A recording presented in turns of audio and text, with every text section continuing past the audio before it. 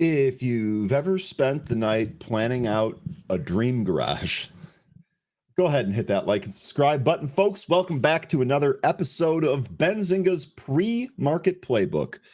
This time it is the August 7th edition for Thursday. We're going to cover a whole bunch of stuff. We got some more news here today. We got a SPY that looks like it's trading higher, have more earnings reports to go through. A lot of stuff to cover here today. It's going to be a good morning.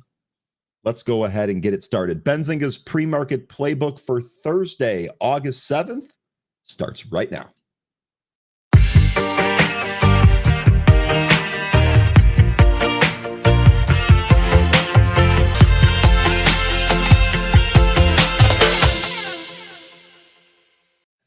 Good morning and welcome back, traders. I hope that you all had a wonderful Wednesday evening, and I hope that you're locked and loaded and ready to go here for Thursday, because it looks like we're going to have another good day of trading on our hands. I mean, hell, if we're all here together trading, you know it's going to be a good day. I don't think it's going to be any different here today, and I'm thrilled to see a whole bunch of returning faces. Peter, good morning. I hope a great day today. Well, Peter, you're starting off with greatness because you are first in the chat here today. I think that's 2 days in a row, Peter. Well done. Early bird gets the worm. Peter's out in Mountain Time, too. So Peter's out here kicking butt. I love to see it. Francis, good morning. Welcome back. Cad Monkey, good morning. Welcome back. Sun-Kissed Yogi, good morning. Welcome back as always. C-Dub, good morning, everyone. Love starting my day with you fine folks. C-Dub, I absolutely love the positivity here. That gives me energy. Let's go. Good to have you back. Couch Potato, good morning. Blaze Rhino, good morning. Zach McCracken, good morning. I like that too. Benzie Gang, I know that's been around for a little bit, but I like that. Benzie Gang, I like that a lot. Chuck, good morning. Terlingua, good morning. Always nice to be here on time. Let me tell you something, Terlingua. It's always nice to have you. And I also really appreciate you delivering some awesome knowledge the other day. Keep it up, man. Stuff like that is really, really important. And you're a G. Kerching, good morning. Kerching, indeed. Producers locked in. Producers got everyone's back here. Producers doing a great job and ready to go. Big Bees, good morning. Durkus, good morning. Day Trader, good morning. Yes, SellH is popping on earnings. We're actually going to take a look at SellH here today. I know that's been a big winner. Where's Crow at? I think Crow took the summer off. Hopefully he still got his Celsius, because that was an amazing call from like the 20s or whatever it was. Lambo rolls. Good morning. Which Lambo is rolling here today? Buenos dias 3D. Good morning. It's great to see you again as well. Seahorse Trading. Good morning. From Lac du Flambeau in Wisconsin. Where is that? Is that by Fond du Lac? Is that by Economawalk? That sounds familiar, but I can't put it on the map in my head. You'll have to let me know what part of Wisconsin, and how gorgeous is the weather up there right now. Good Lord. Charles, good morning. The most important thing about falling off of a horse is getting back on. Charles, indeed. The other thing is that when you crushed it leading up to that, you had a little bit of a buffer built up. So Charles, you've proven that you'll get this done. I have no doubt about it. Seniat, good morning. Welcome back. Dermo, good morning. Austin and Erock, good morning. Erock, it's good to see you again. Empyrean and JJ, good morning. Welcome back. Knights Lance, good morning. John, good morning. Ed, good morning. Cam, good morning. Brian, good morning. They call me crazy for holding the intel short. Well, I'll tell you what, the boss is giving you some help today with his Truth Social post on Lip Bhutan. We can cover that if you want. Whisk, good morning. Welcome back. Investor Kitten, I gotta say, I love that handle. Good morning. White Chocolate Mocha, good morning. Kashik, good morning. Brent, good morning. ATL Russ, good morning. Oh, Russ, I was rooting for your Braves. Whis, too. I know you're a Braves fan. I was rooting for you guys so much last night. You hit that home run in the 9th inning to bring that lead down to 1 run against the Brewers. Oh, it was so close. It was so close. I was rooting for you guys. Tyler, good morning. Brand new hip hop, good morning. We thinking about the Wi-Fi and Fly IPO. So I definitely think the Fly IPO is the one that people are waiting for. When we go through the morning update, we'll mention both of them. That's going to be Flywire. I think that's the one that people are looking for. But yes, I would imagine that there's a lot of people kind of waiting for that one here today. B Hall, Bros, up on earnings. Bros with a massive, massive beat. That chart looks really good too. That beat did a lot of good technical work on the chart. We're definitely going to be taking a look at bros here today. Chris, good morning. Kayla, good morning. Ralph, good morning. Captain Cloudy, good morning. C Boogie, Pamela, good morning. Carlos, good morning. It's upper central Wisconsin, 50 miles south of Lake Superior as the crow flies. Oh, wow. So you're really, really up there. Okay, sweet. Nick, good morning. Ryan, did you catch Ondas yesterday? Bro, I have been catching Ondas for years. And frankly, Nick, there's been a lot of pain, there's been a lot of disappointment, and there's been a lot of doors open to people that don't know me on the internet saying, you're a dummy, you don't know what you're doing, that company's trash, what the F, all of these things. And now, all of that has really gone quiet. It's really amazing how all that stuff works here. Tell you what, I do think this is some continuation from that drone presentation that included 2 Ondas products in there. So yes, and by the way, I've mentioned this before, but I have been selling, right? So at this point now, I don't have even close to a full position, but thankfully, all of that pain and all of that frustration that has been going on for years, yeah, that's gone now because we've started to sell this. We've started to raise cash. If the market turns, I feel great because I'm going to have dry powder to deploy when the time is right. I've been catching it. I've been catching a lot of it. Hopefully you've been catching it too. Adit, good morning. Quantum, good morning. Buffalo by Bicycle, good morning. And Brandy, good morning as always. It's great to see you again. Okay, let's dive into everything here. We're going to start with the SPY chart. As we always do. We had said yesterday that the 20-day moving average has really kind of been what we've been dancing around here, what we've been flirting with, if you will. Really one of these key levels, as you could see the last several sessions here, really the last 5 sessions, if we go back to the gap beneath it.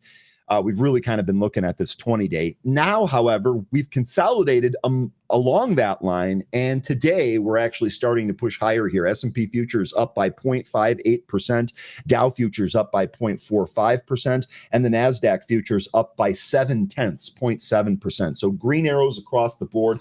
Bitcoin is up almost 1% here. That's higher here this morning. So risk on, it seems. That should actually be pretty good for those IPOs, by the way. Just saying, we've noticed that when Bitcoin is doing well, spec assets seem to be in favor. And I would imagine that that would carry through to the IPO market here today. Just a hunch, but that's something to watch. We also filled that gap, obviously. Now we're pushing up towards the top end of the range. The high print to keep in mind here today, 639.85. Okay, if we break above that, we'll be in blue sky territory again, and we'll set yet another all-time high here. I do want to revisit that I said when we were trading up during this period here, when we were trading up, I said I thought 630 to 640 really seemed to be the range where we would kind of find some resistance and stop. Well, look what happened. It's exactly what happened. I was off by 15 cents. I'll try and do a better job, but frankly, that was pretty good. It was actually right within my range. Then we consolidated for 4 sessions, and today it actually looks like we might have a chance to break out of that. We'll see. 640 definitely going to be on deck here for me today. Of course, to the downside, 20-day moving average becomes even more important. I've got that here at 630. Also worth noting that the intraday lows from yesterday is 628.25. So I would say 630 and 628. Probably that range in there might make for some pretty good support if we turn around here. So those are a couple of levels to watch on the SPY, but so far, at least here in the morning, we've got green arrows across the board. It feels good. Feels good, man. All right, let's take a look at the morning report. We'll get you prepared for what to expect here from today. I already covered the pre-market indexes, and this is pretty awesome. Green across the board, right? Green across the board. I know gold here actually up 0.16%. It says it was up to 0.02%, but it's actually gained a little bit since then. As far as the economic data to expect here today, we have the initial jobless claims coming at 8:30. We also have Fed's Bostic and wholesale inventories at 10, and then we have Musalem at 10:20, and we have the consumer inflation expectations at 11. So The big print here is going to be this jobless claims data at 8:30. We'll see if the market reacts to that. We're guest free today. We have no guest here today. So I'm going to be rolling through news and charts. We'll probably be able to take more charts than we normally do in the absence of that guest. We'll see what time 13 signs on here. We'll get rolling with the movers, the charts, and all that stuff that you want to see ASAP. That much I can promise you. As far as IPOs here today, as kind of already discussed in the welcome or in the greeting segment, we do have Firefly Aerospace today. That priced between 41 and 43. It's going to debut under ticker FLY. That's FLY. Really, the question is going to be, what is the actual opening print of this? Remember, when we just saw Figma, which... man, I'll tell you what, the excitement for that literally lasted a day before it really kind of turned around. Figma's been under pressure. Actually, where's Figma at here this morning? Let me just check off screen real quick. Figma, 86.35. It closed at $90 yesterday. So it did bounce a little bit yesterday, but again, weak here in the pre-market. Really, the question here with Fly is, what do we actually open at?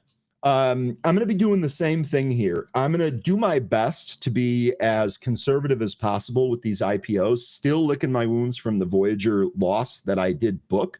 Thankfully, Ondas is just out here smoking everything. So that's actually been kind of serendipitous. But as far as learning a lesson from the last IPO here, in terms of like adding and holding, I don't think that's going to be palatable here for Fly. Figma, all I did was scalp it, really didn't make a whole lot, but I actually felt good at the end of the day just because I was in the green section for P&L. Maybe we'll try the same thing here with Fly. A lot of this depends on where it actually opens and how it trades from the open.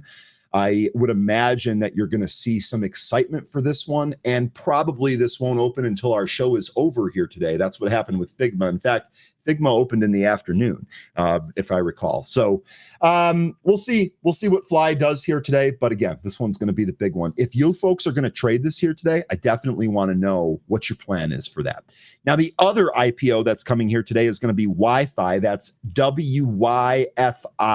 And this is White Fiber Incorporated. They price between 15 and 17. And I'll be honest, I'll take the L on this one. I didn't look into this at all. I didn't look into this. I didn't read about this company. I was more focused on other things last night, and then also the Fly IPO, which I think is going to be more sought after here today. So I'll try and do a little poking around there. If anyone has any information on that, that would be something to maybe discuss here with the group. Maybe we'll kind of cover all of that. As far as company events, we, again, don't really have anything until tomorrow. Now, tomorrow's event here, this actually might be interesting. This is the Iactrify Events series, powering the next generation of AI data centers. And one of the tickers that's presenting there is going to be Navitas. This is ticker NVTS. Several of you folks have traded this before. Obviously, the semiconductor space is making a lot of news, very in vogue right now. So we'll see. Maybe you get some news out of that. Maybe you get some higher than average volume in NVTS tomorrow. Maybe that actually sets up for a trade. We'll see. But that's about the only event that we have for the rest of the week here. The rest of these events resume on Monday. As far as some initiations, we have some analysts coming in and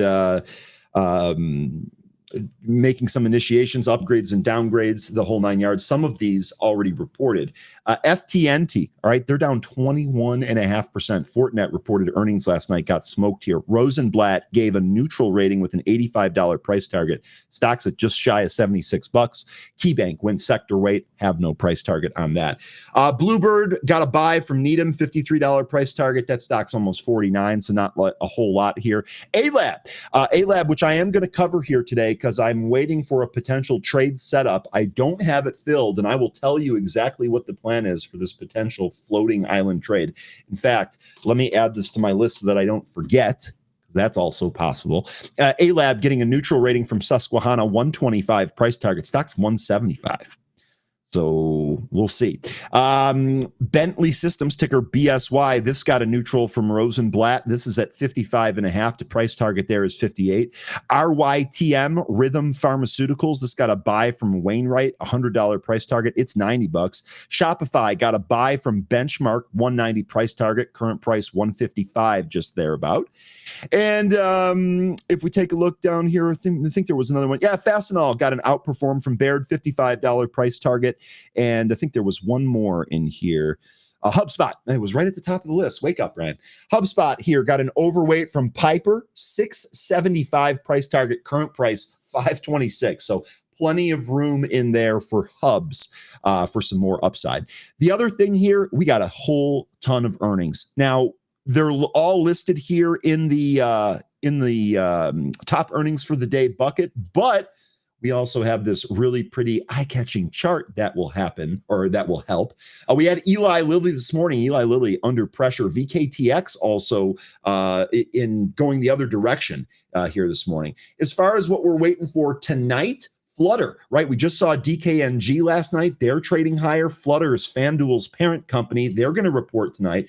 Team Atlassian, they're going to report tonight. Gilead tonight. Alliant Energy tonight. So we got a lot of stocks reporting tonight. We also have Take-Two for those of you that are interested, and Monster Beverage, both of those coming after the close. Also, Wheaton Precious Metals, ticker WPM. I believe, I'll ask 13 again, but I believe that that's his favorite silver stock, if I recall correctly. We had LNG this morning. We had ConocoPhillips this morning, Eli Lilly, and we had Constellation Energy this morning.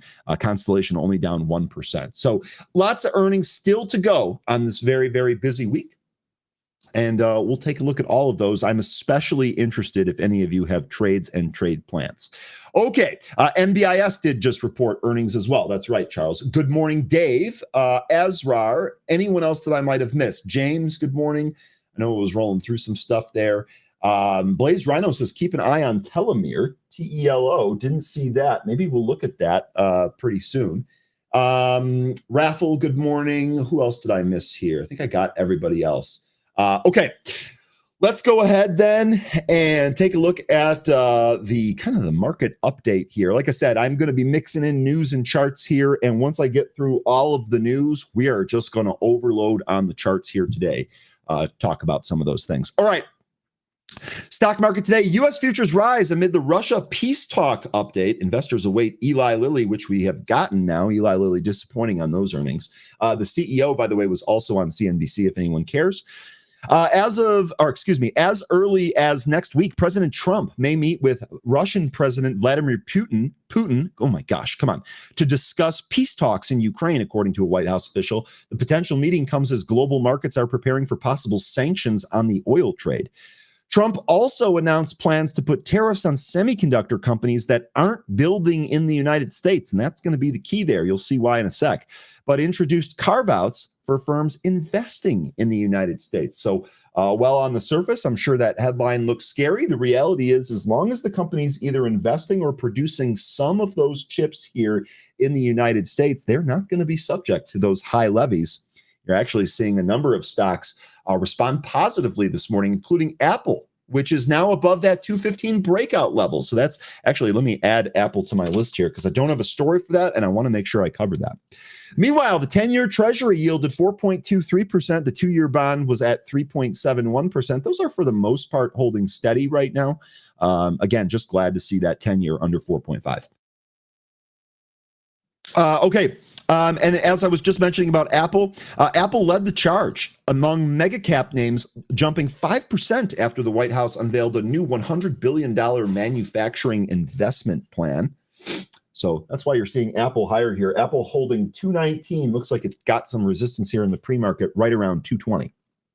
Now, the Federal Reserve is unlikely to cut interest rates next month because it fears inflation will creep higher. That's according to Scott Wren, the global market strategist at Wells Fargo. In a new report, Wren states that Fed Chair Jerome Powell has been adamant that the central bank is uncertain about inflationary effects of tariffs that are ultimately implemented. Quote, the last thing the Fed wants to do is lower interest rates and then have inflation creep higher due to tariffs or any other reason, forcing the U.S. central bank to backtrack and end up increasing rates. So the Fed can't control rates. They can only influence them. And it looks like Scott here is worried about external factors that the Fed simply cannot control. Again, we'll see if any of this happens. He notes that recent reports show inflation is already creeping higher. Wells Fargo projects a 3.2 consumer price index for 2025, which is above the Fed's target and noticeably higher than the 2.7% year over year increase through June. A significant part of the projection is due to tariffs.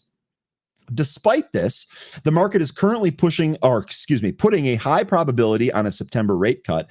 Remember, we've been talking to experts, asking people for their opinion. The consensus, I hesitate to use that word, but the consensus seems to be a cut in September and a cut in December. We'll see if that's how it plays out here. As this writing, Fed fund futures contracts are reflecting a 98% probability of a cut. However, Ren believes this probability is too high, given that inflation is slowly moving higher and the unemployment rate is still low. The Fed is also focused on the labor market. Last week's July employment report showed a historically low unemployment rate of 4.2%, which Powell described as at or close to full employment. While Ren believes the labor market will weaken in the coming months, he acknowledges that it would be difficult to call it weak at this time. Ren's report concludes with investment recommendations suggesting that investors trim small cap allocations and lighten up on the energy and communication services sectors. He favors moving those funds into financials, technology, and utility sectors. Is anyone following along with Scott's trade plan here? So that's trim small cap allocations as well as energy and communications, and move those funds, rotate, which has been one of Jay Rice's vocab words recently, rotate into financials, technology, and utilities. Let me know if anyone is doing that. Meanwhile, the Nobel Prize winning economist Paul Krugman, don't even get me started, in a recent Substack post titled "The Paranoid Style in American Economics," deconstructed the president's claim that the report was rigged, arguing that every accusation is a confession. I'm just going to throw my 2 cents in here real quick. Be very, very, very careful about what you take from Paul Krugman. This guy has been wrong more than, I can't think of anything, but he's wrong a lot. So just be very careful listening to Paul Krugman. We're still going to mention these because I want you to have an idea of what's going on out there from both sides, not just one. Krugman argues that Trump's immediate dismissal of the data and subsequent firing of the BLS commissioner is a predictable pattern of, quote, a paranoid style, end quote. Okay, Paul. He highlighted a history of right-wing critics rejecting unfavorable economic data, such as inflation truthers, during the Obama administration. Well, we know what happened after that, don't we, Paul? For Krugman, this behavior is a form of projection, and he has long predicted that that an administration of this style would, quote, begin manipulating economic data as soon as it faced a negative report. So there you go. There you go. Good luck if you follow Paul. Next here, regarding what we were just talking about in terms of the semiconductor tariffs, Trump says semiconductors will face 100% tariffs. Chip stocks are moving after hours, but they're moving higher. Chip stocks are bouncing around in Wednesday's after-hours session after President Trump announced plans to slap tariffs on semiconductors companies that aren't building in the U.S. Apple CEO Tim Cook announced a new $100 billion commitment to increase investments in the U.S. from the White House on Wednesday. Trump told reporters at the beginning of the event that he's planning to put, quote, very large, end quote, tariffs on approximately 100% of semiconductors. That was per Bloomberg. Quote, the good news for companies like Apple is that if you're building in the United States, there will be no charge, end quote. This report indicates that the Trump administration could announce new duties on all products that use chips as soon as this week. This also shows that clearly what they are trying to do is speed up the investment here in the U.S. or reshore at least parts of the supply chain here to the U.S., and that is indeed working.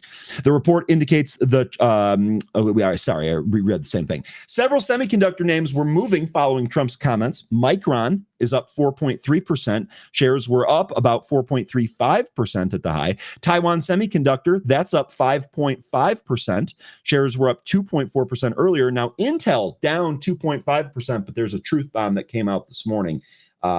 Trump saying that Lip-Bu Tan, the new CEO of Intel, needs to resign immediately. He didn't really go into a lot of why in the Truth Post. I'm sure that means we're going to hear more of that coming later today. But if you've been with our show for a while, the morning that we reported the news about Lip-Bu Tan, we also covered some of the possible ties to the Chinese government.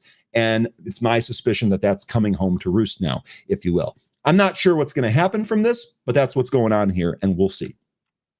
NVIDIA, that's up 1.33%. And Advanced Micro Devices, AMD, which has been on an absolute burner recently, that's up just shy of 2%, 1.94%. Meanwhile, Broadcom, that was up about 1%, and Qualcomm was up just over 1%.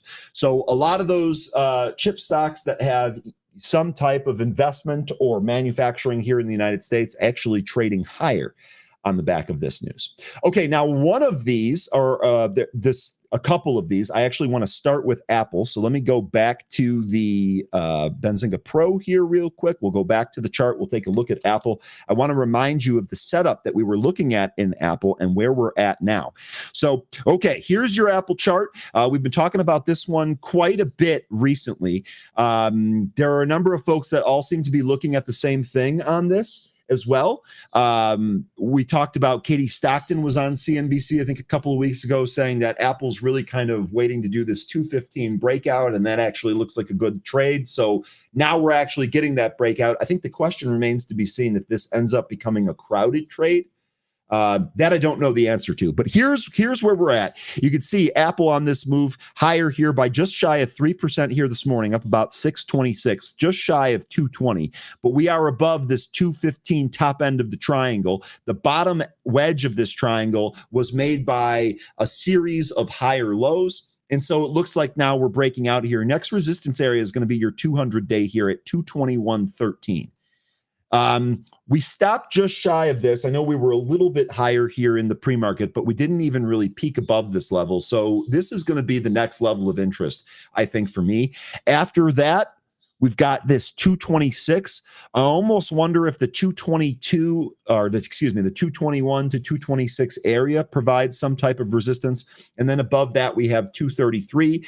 If we get above that, we can start looking at this 250 and then the all-time high up there near 260. But this is the trade. We talked about this, maybe breaking above this 215. We seem to be getting that here today. How much more room is there for Apple? One of the things that I would like to see, if you're not already in this, a back test of this 215 breakout area and a hold, that would be ideal for potential entry here to Apple. So we'll see if we get that. So far here, so good. It is moving higher here today.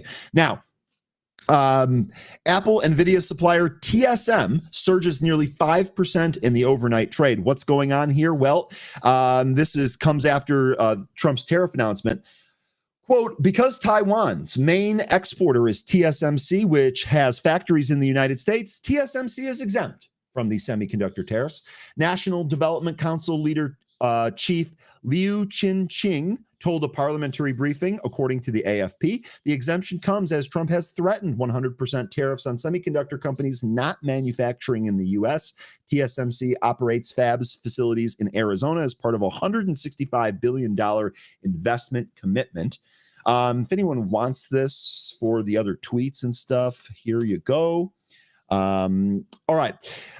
Trump's escalating investment claims. Trump previously stated that TSMC would invest $200 billion in Arizona, up from earlier claims $300 billion in Arizona, up from earlier claims of 200. However, TSMC has only committed 165. Renowned analyst Ming-Chi Kuo suggested Trump's escalating figure serves as laying the groundwork for upcoming semiconductor tariffs, positioning the inflated number as a negotiation tactic. Boy, someone else has been saying that these are all negotiation tactics for a long time, but I can't quite place who that was. The tariff exemption provides crucial clarity for investors as TSMC supplies chips to major U.S. companies, including Apple and NVIDIA. TSMC CEO C.C. Wade, try saying that 10 times fast. That's not easy. It looks easy, but it's not. Trust me. C.C. Wade previously acknowledged that U.S. tariffs create indirect headwinds, but maintained that AI chip demand consistently outpaces supply, supporting the company's strategic positioning despite these trade uncertainties. So back to the chart we go. Now we'll take a look at TSM. You know, we've talked a lot about some of these different semiconductor companies or just chips and AI, and we often talk about Google and Apple and Amazon and NVIDIA and Meta and all of these other companies. And I feel like we don't trade or look at TSM enough. I've talked about this with 13. I've talked about this with the Happy Hour crew a number of times, but TSM, man, I feel like maybe we should be looking at this a little bit more, or a little bit more often, I suppose I should say. Now, where is TSM right now? Well, huge move off the 500-day, which also coincided with the Liberation Day sell-off. We've really stayed above the 20-day the entire time, except the the two times that we tested this, we ended up bouncing and going higher. Now, the third time, we actually gapped beneath it. And let me zoom in here and see if it's a little bit easier for you folks to see. We gapped beneath it, traded back up, really couldn't get above it. And then today, we are now gapping above the 20-day. So this makes it fairly easy for our key levels here for a trade. I think if we stay above this 238.45, probably risk on here for TSM as we'll continue to try and take out some of these highs. Now, we do have the makings of a potential double top up here. I want to call this 247 to 248 in terms of an area. So we'll see if we're able to take that out here. If we do, we might run a little bit more. Okay, looks like we got the data that we have been waiting for. Let's go ahead and take a look at that. U.S. initial jobless claims, 226,000 versus the 221,000 estimate. U.S. continuing jobless claims, 1,974,000 versus the 1950,000 estimate. I'm sorry, I know that reads poorly. USA unit labor costs quarter over quarter for Q2, 1.6% versus the 1.6% estimate. That's right in line there. And initial jobless claims prior were 219. Okay, so S&P futures ticking up here after a little bit of pullback from the pre-market highs. S&P futures holding higher here, 0.65%, Dow up by 0.5%, and the NASDAQ up by 0.8, right on the head. So this data print out of the way. I don't know how much the market's actually responding to this. It's ticking up a little, but just like I say, when it ticks down a little, I think we can kind of I don't necessarily want to call that a huge market mover. We'll see what happens throughout the rest of the day here, but initial reaction, a slight tick up on that. Okay, next. Oh, man. Next. How good are the T3 guys? That's what I want to ask you guys. How good are those T3 guys? Remember Derek from earlier this week said, I want to make a call. It was literally right here. We were looking at, it was Tuesday, T3 Tuesday. We were literally looking at the stock in the pre-market higher than the close. And Derek came on here and said, I want to make a call. And I think that Joby is a short right here. Well, I don't know if he's got some type of witchcraft power or something like that, but the thing has been straight down since the call live here on the show. And now today, Joby's down another 4.7%. Joby Aviation shares are trading lower after the company reported worse than expected Q2 financial results. So, pretty timely call by our friend Derek. For those of you that follow Red Dog, dude has been on Dash. Dash reported that thing went crazy. T3 guys just literally smoking hot right now. Now, there is some Joby news here that I want to cover. Joby Aviation CEO set sights on the Pentagon's $9.4 billion budget for uncrewed aircraft, targeting 500 aircraft per year. Joe Ben Bevert, I hope I'm pronouncing that right. Does anyone have any feedback on that one? Let me know. Joe Ben Bevert, CEO of Joby Aviation, says the company sees a lot of potential in the Pentagon's $9.4 billion budget for uncrewed aircraft. Quote, the Department of Defense has requested $9.4 billion for fiscal year 26 budget to advance uncrewed and remotely operated aircraft, and we see significant opportunity for Joby and our partners, Bevert said during a company's second quarter earnings call on Wednesday. When asked about a realistic opportunity in the defense sector, the company said that it's a big moment for the future of military aviation as defense strategies look towards cheaper, quieter, and autonomous solutions.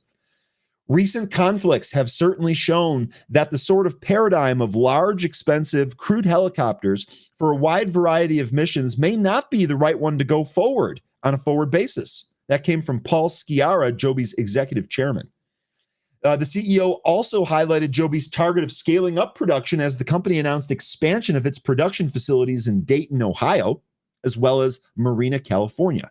Quote, the expansion of our Marina facility is an important step on the road to scale. It will double our production capacity to 24 aircraft per year, and our Dayton facility is now coming online.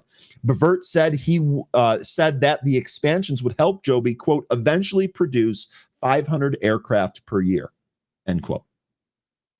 The news comes as Joby announced a partnership with defense company L3 Harris Technologies, that's ticker LHX, to build hybrid military aircraft that would be capable of crewed as well as autonomous operations. This, to me, I'm not sure how well this is going to hit. I know hybrids were really the way to go when it comes to the whole changing over to electric or introducing electric vehicles. I'm not sure that this is really going to work. If you're building hybrid aircraft, you're building aircraft that must support human life. I don't know that you'd want to use that in an autonomous way, maybe in some edge cases, but these aircraft definitely going to cost more money. I don't think that you would sacrifice them like you would a drone, which costs a fraction of that by comparison. Anyway, we'll see how it shakes out here with this. Elsewhere, the company recently acquired the passenger division of Blade Air Mobility, that's ticker BLDE. We covered that the morning that it happened, for $125 million.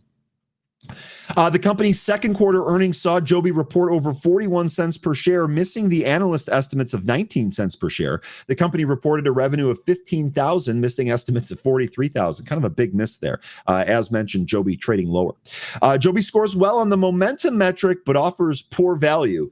If you want more of those insights, definitely check out Benzinga Edge. So let me know. I know, Joby, this is a stock that we often cover here. I know a number of our group folks have, or a number of our trading group here have traded Joby quite a bit and with good success. Did anyone take Derek's call? Is anyone looking to trade Joby? Does anyone think that maybe we bounce off this 20-day, which is about $17, and we're not far from that? We get any type of extension here on Joby, we might actually see that. If we take a look inside, you can see where we were. It actually looks like we kind of went towards 17, didn't quite get there. I'd be curious to know if that 20-day holds here today, if there's more pressure on Joby. But let me know if any of you are trading this one. Interesting stuff. Okay.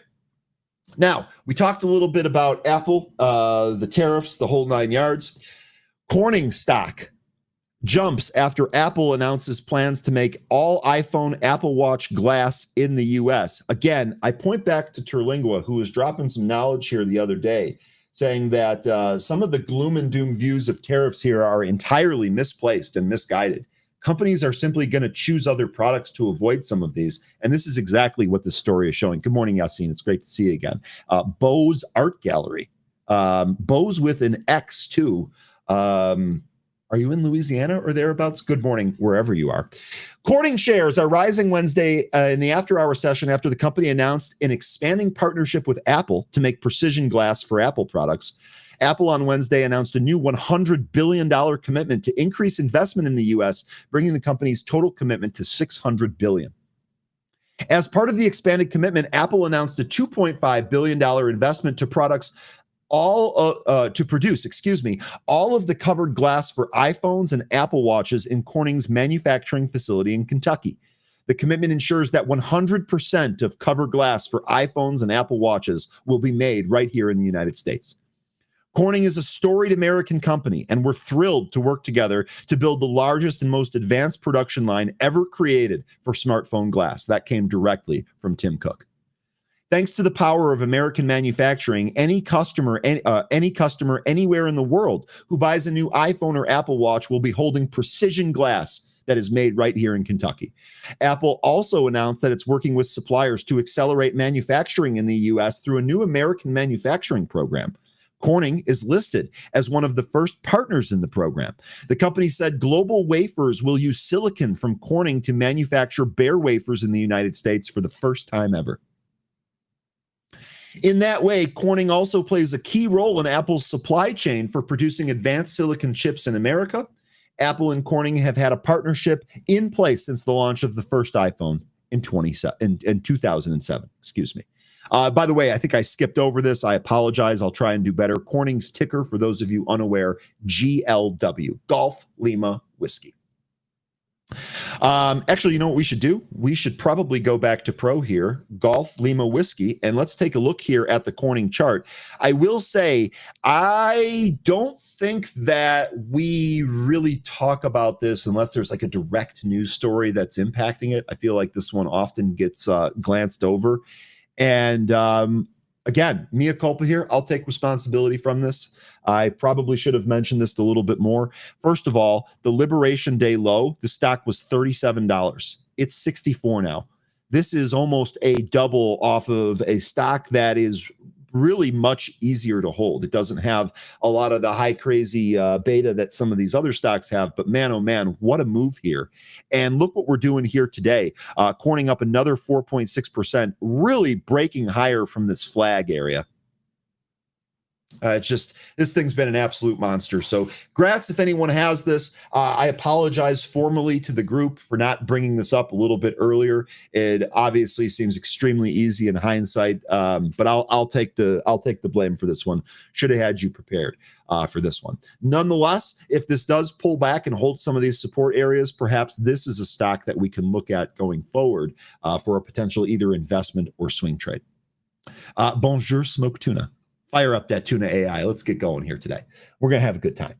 All right. Now let's I'm going to stay on the chart here. We'll keep mixing this up. How much time? Oh, dude, we are doing so good on time. We're doing so good on time. This is going to be a good Thursday. I got a good feeling. Here's your Dash chart, ticker DASH. This is DoorDash. And look at this. Man, who is Scott from T3 has a crystal ball. You know, I'm starting to wonder the same thing. I'm starting to wonder maybe there's something in those Red Dog sandwiches that he talks about all the time that gives you some type of clairvoyance or something like that. The guy doesn't miss. The guy just doesn't miss. I know he's been doing this for a long time. I know he focuses a lot on being prepared every single day, both mentally and physically for the market. And I'll tell you what, the results speak for themselves. This is one of his favorite stocks. This now busting higher here, 7.23% on the back of its earnings point. Another blue sky breakout here. So real tough week, months, and year for the gloom and doomers. It's just someone to put an APB out for those folks because, man, oh man, very, very tough. Very, very tough. Anyway, let's take a look at the actual report here. DoorDash stock climbs after the Q2 report, excuse me. DoorDash released its second quarter earnings results on Wednesday, and it reported quarterly earnings of 65% per share, which beat the analyst estimate of 43%. That's a big beat there.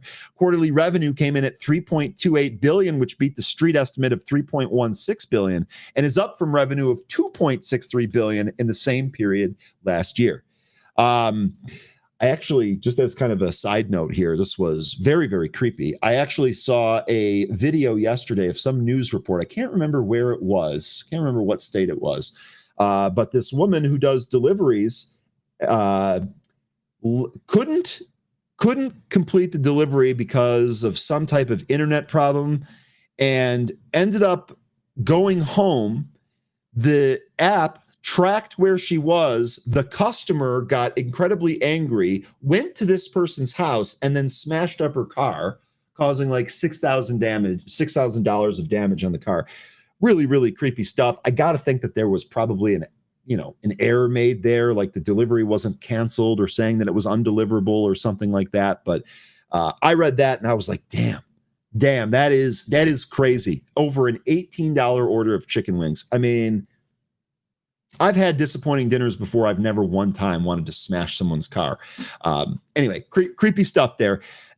As far as the report goes, for the second quarter, DoorDash reported total orders increase of over 20% to 671 million. Marketplace GOV, and for those of you that are unaware, GOV is commonly used for DoorDash in their report. This stands for gross order value. So marketplace gross order value increased 23% year over year to 24.2 billion. Revenue increased 25% to 3.3 billion. Net revenue margin was 13.5%. That was up from 13.3% in Q2 of 2024. And adjusted EBITDA increased 52% year over year to 655 million from 430 million in Q2 of 2024.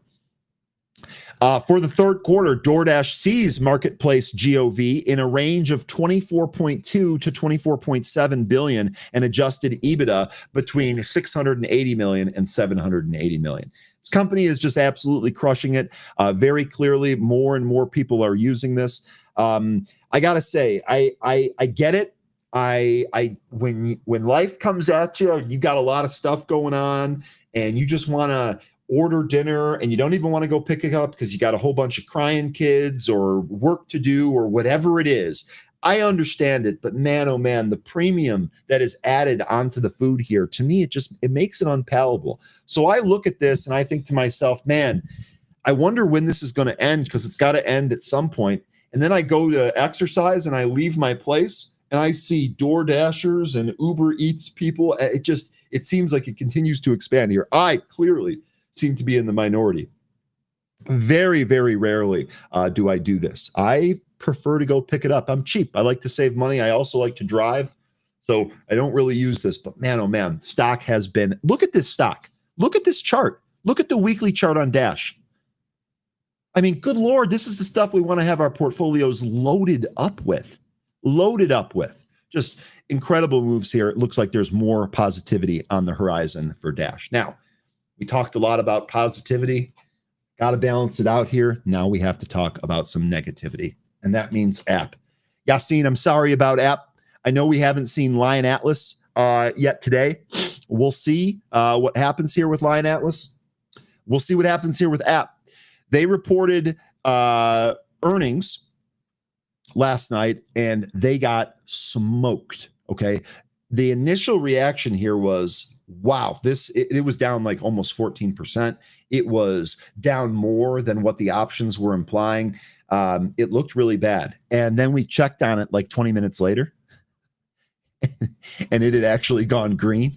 Now it came back in and it's kind of settling here today, but keep your eyes on this one today. We are basically at unchanged right now after this gigantic report. Where does app go? Who's still in this? Definitely want to know, because if we look at the daily chart here, we do have this possible move above 400, and we're right here at 390. So I do think that a move above 400 probably puts the gap fill up at about 416 in play. And furthermore, if you get this really crazy red-green move after earnings when the stock was down 14%, perhaps you're going to have people off sides on that, and in a rush to equalize that, stock might even move higher. We'll see. We'll see how this shakes out. Yassine, I know you're going to have probably both eyes on this here today. I really hope we get Lion in here, because I want to hear his view on this as well. I don't have a position here on app, so I'm just here for the fireworks. But if we see a really good setup here, might trade this one. There's money that can be made here. AppLovin reported second quarter financial results Wednesday after the close. AppLovin reported revenue of $1.26 billion, which missed the analyst estimates of $1.31 billion. The company reported second quarter earnings of $2.39 per share. That beat the analyst estimate of $2.04 a share. Total revenue was up 77% year over year. Cash flow from operations was $772 million in the quarter, and free cash flow came in at $768 million. AppLovin repurchased $341 million of its common stock during the quarter. The company ended the quarter with approximately $1.19 billion in cash and cash equivalents. AppLovin expects third quarter revenue to be in the range of $1.32 to $1.34 billion versus the estimate of $1.31 billion. That was basically in line with the estimate. The company anticipates third quarter adjusted EBITDA of $107 billion versus the $1.09 billion estimate. AppLovin's management team also had the conference call. I got to ask you, Yassine, or anyone else, did you listen to this? Did you take a look at this? Huge volatility here in app, and that actually might make for some good trading here today. You never know. Now, got another one for you here. We're still doing good on time. Oh, we have 13. You know what, though? 13 has been diligently looking stuff up and bringing us information every single day. And because I've got one more story, I'm going to give him a little bit extra time. Garbage in, garbage out. So if we give him more time, we're going to get diamonds on the other end of it. I can't wait for that. Let's talk a little bit here about bros. I kind of teased this a little bit earlier when I opened the show. And let's take a look at what is actually done here. First of all, Bros up 19.4% on the back of its earnings report. I know Celsius is up 23.5%. We can take a look at that if you want. But Bros here, huge earnings report yesterday. And look what it did. This thing has literally been selling off since the beginning of June. It has just been a slow bleed down. We actually rode the 200-day for a little bit. We broke away from the 200-day. A day later, tried to recapture the 200-day, couldn't, came back in, and now this earnings report, not only are we recapturing the 200-day, but we are also taking out the 20, the 100, and the 50, and this is putting us real close to the 70, 71 area of resistance that we'd like to see clear out before the stock can make a move back towards 77, maybe even 80. So Bros here, just a great move on the daily chart on the back of this earnings. Let's actually dive into the earnings here. Bros released its second quarter results after Wednesday's closing bell. They reported quarterly earnings of 26 cents per share, which beat the estimate consensus of 18 cents. Quarterly revenue came in at $415.8 million. That beat the street consensus of $403.8 million. Now, some of the highlights here, they opened 31 new stores, 30 of which were company operated across 13 states. I still don't have a Bros by me here in the North Shore of Chicago. Total revenues grew 28% to $415 billion. 415 million. I beg your pardon. That's not a mistake I want to make. System-wide same-shop sales increased 6.1%, and system-wide same-shop transactions increased 3.7% relative to the same period of last year. Company-operated shop revenues increased 28.9%. Company-operated shop gross profit was up $92.6 million compared to the $70 million in the same period of last year. And company-operated shops contribution grew 29.9% to $118.2 million as compared to the $91.1 million in the same period of 2024.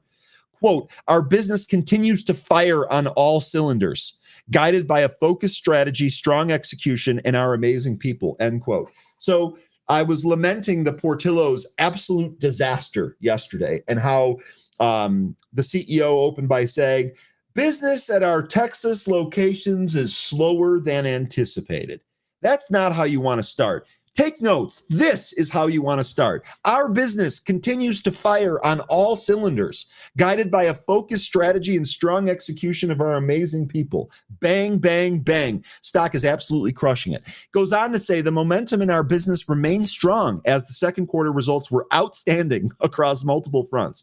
Our transaction driving initiatives are working in unison with same shop sales growth, primarily driven by a transaction growth of 3.7%, marking yet another consecutive quarter of transaction growth.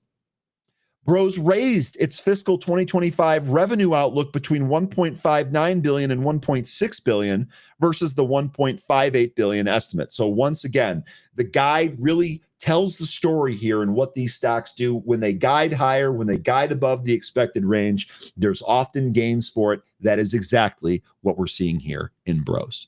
So I don't know how many of the morning crew actually hold or trade this. I know several folks in the after hours and the happy hour have this one, including one. I know she's very, very happy this morning, and that makes me very, very happy. But Bros here, just massive.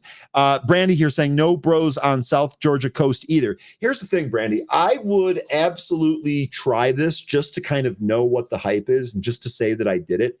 But from what I understand about Bros' product offering is that it's mostly sugar-laden drinks, and that's something that I have cut out of my life pretty much entirely for the purpose of better health. And I'm feeling the effects of it, and I'm at the point where it is very, very doubtful that I ever go back to that. So I think about my own personal feelings on sugary drinks, and then I apply that to Bros. And the fact that this chart continues to trade up doesn't make a whole lot of sense to me. I, again, have to remind myself I might be in the minority on that. And I know you're saying looking for a short on it. I get it. And especially after a big move, I think I get it a little bit more. I would just caution, be careful, because this stock does have face ripper capability. And Brandy, nobody here in the morning show wants to see your face or anyone else's ripped off from a mistimed short. So be careful. Just make sure you have your risk parameters in line there, and you should be okay. And I was still sharing the news article. Damn. Sorry about that. All right, folks. It's time. It is that time. And as Rob was saying, 13 is him. He is him. Let's bring him on and ask him. 13, how are you doing? Are you him today? I'm 13. Let's just leave it at that. He doesn't like your compliment, Rob. No, I like Rob.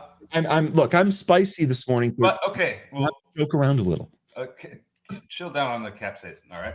I can't. I can't. I've got caffeine and capsaicin. We got a CC morning. Good morning, everybody. Let's check out some movers. And well, actually, this morning they're more like shufflers, because it seems like whenever I start looking at one, it drops down the list and is replaced by another one. We're all trading within like this 10% range between 20 and 30%. Looks like we just got another move over 30% with AVAH. So roll the dice, take a pick, and if I covered it, I covered it, because these are shuffling around. That actually reminds me, just as one more aside, does anyone in our morning group here, is anyone adept at shuffle dancing? Just yes or no. Very, very curious. Keep it under your hat. All right, 13. You want to start with YHC here? Yes. Okay, perfect.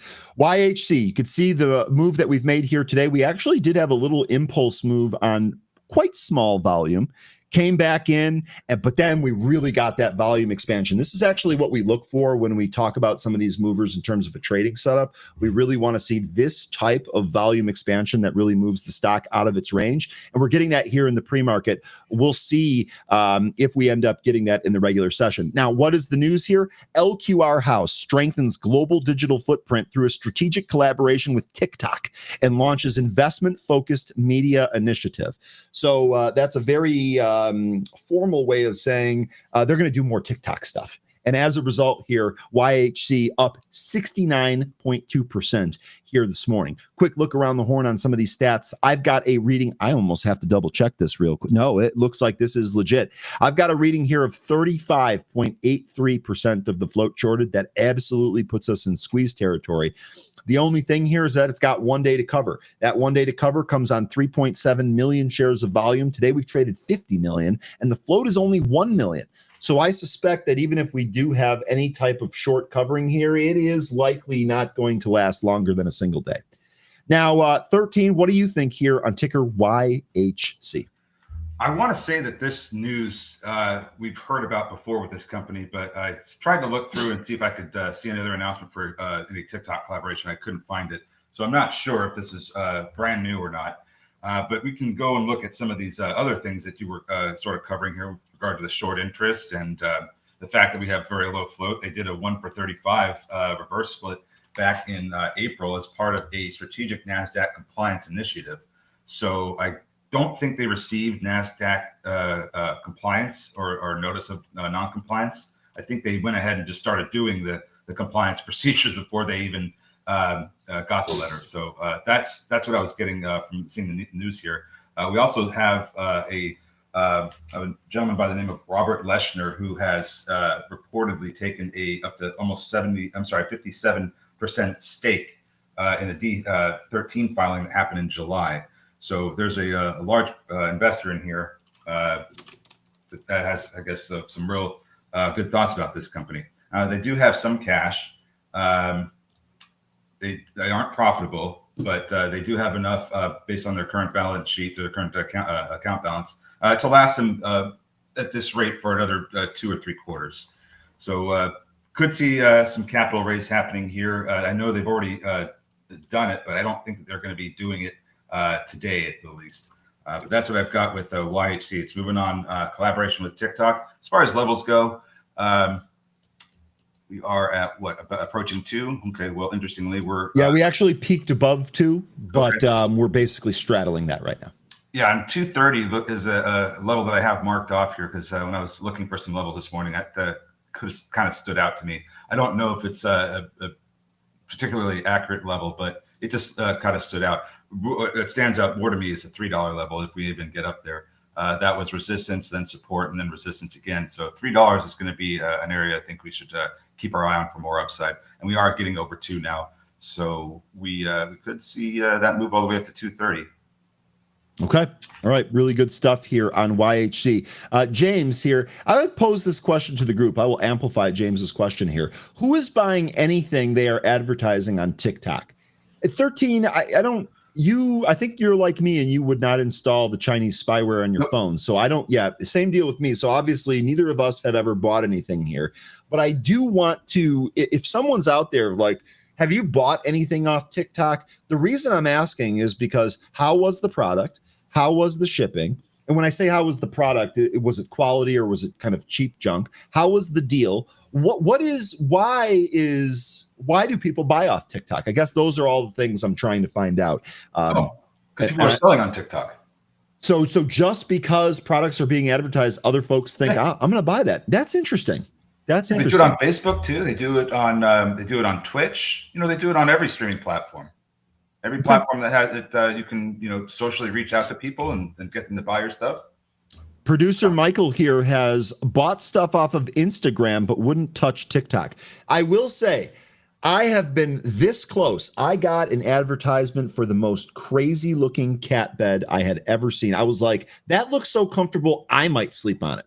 And it was only like $40. And I was like, should I buy this? And I was like, no. I ended up looking up some reviews and it wasn't as good as it was pictured. So I ended up not pulling the trigger, but I was very, very close, producer. I was very, very close. Becca's saying you can get big name products for a good deal on TikTok. Okay. That I didn't know. James said he's bought some. Big of Bees says TikTok's a no touch. Jane says TikTok, no app, no interest, not even on my laptop. And they have big company exclusives. Okay, every young person is on TikTok and Instagram. Older people like myself and me are always behind the curve on this. Lambo, I totally agree with that. I feel like I'm behind the curve on this, but I'm not sure what the benefit is. Anyway. I did see it's not has nothing to do with YHC, but Rafa was asking about the virus infecting thousands of people in China. I've been covering this since either last week or the very beginning of this week, so we can talk about that later because I know what's going on there. Okay, perfect. That will actually be a learning session for me too. 13, do me a favor. Can we cut? Do you want to just do it now, or should we knock out some more of these movers? Let's knock out the movers, and then let me get some of the things I've been looking at together, so I can talk more. Beautiful. About it. That sounds awesome. Okay, moving on here. Next is going to be CMCT. This is creative media. This popped in the after hours yesterday, and then twice in the pre-market today. That's notable because there's very, very clear resistance here at 10. Let's see what the news was here on this stock. In fact, I don't have anything. The last piece of news I have was from Tuesday morning. Mm-hmm. So it looks like maybe this is just a delayed reaction. I'm not really sure. 10 clear resistance here. Stock was $7 yesterday. Quick look at the short interest on this name. 1.57% of the float shorted here. And that comes on 1 day to cover. That days to cover comes on just this stock is an absolute ghost town. 19,000 shares on average, actually just shy of 20,000 shares on average. This is one of those, this should definitely be day trade only. If you get caught in this thing, you might not even be able to get out of your position at the price that you see on the screen, given some of that volume. So be careful. But ultimately, I think what's going to draw people to this name, or what might have already drawn people to this name, it's got a micro float, 752,000 shares in the float. 13, what do you think here? CMCT. Well, this wasn't one of the ones I looked at because it was so far down the list compared to some of these other ones. It looks to me like we have had a reversal here on August 1st, and we're still kind of catching some more of that momentum now. Why we didn't trade barely anything on the day Tuesday this week where they had that news, no idea. They had a total of 3,000 shares traded that day. So maybe you're right that this just kind of flew underneath the radar and nobody saw it. And now the reaction is was more. We got more of a reaction yesterday, and that's just carrying over into today. So I don't know why we're getting such a late reaction to it, but it seems like could just be more momentum off that rebound we had at the very beginning of the month.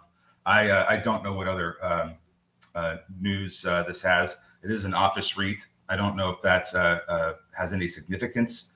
But this isn't one that I looked at.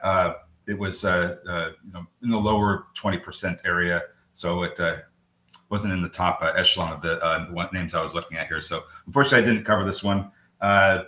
looking at the cash, looks like they lose about 11, 12 million a quarter, and they have about 19 to 20 in the bank. So could see a capital raise coming here, if not this quarter, possibly next. Okay, good stuff there. CMCT. Here you go. Next is going to be CELH. Yeah, you heard that right. This isn't one of those junky movers. Our third biggest mover here today is a legit company whose products you might have in your home right now. This is, in fact, Celsius. Celsius Holding shares are trading higher after the company reported better than expected Q2 EPS and sales results. The conference call is also over here. The stock is literally up 23% exactly here today. This was a Crow special. The call that Crow made on this in a 20 handle was awesome. I think his target was 40. Now we've got 52 on this earnings pop. Unsure if he's still there. Maybe he's retired. Maybe he's shopping for islands. I don't know, but this was a really good call. Celsius here just absolutely crushing it here on the back of that. Let me just give you some of those stats here real quick. EPS 47 beat the 23-cent estimate. Big beat there. Sales $739.25 million. That beat the $633 million. A gigantic. They beat by over $100 million. They beat by over $100 million. And then what did they say here? I don't have any guide here. Retail sales increased 3% year over year. The Alani Nu brand retail sales increased 129%. Celsius sweet success without the sugar. I mean, this company, at least the stock, this is an absolute monster right now. 13, I know, we normally look, I guess here, we'll go around the horn on this like we normally do just for completeness. 14.4% of the float shorted on 5 days to cover. So definitely a higher days to cover, not as high on the float percent of float short. But that days to cover comes on an average of 6.5 million shares. We've only done 2.6 million here today. So maybe we do have a little bit of squeeze action going on in Celsius here. We'll see. What do you think on this one, 13? Not one that I looked at. Hang on. I have to. James, first of all, good morning, James. It's great to see you again. I've got a Celsius in my car right now. I'm sipping on in traffic. LOL. There you go. Well, you know what? At least you're not getting loaded up on sugar in traffic. That might lead to road rage. James, stay safe on the road. 13. What do you got in this one?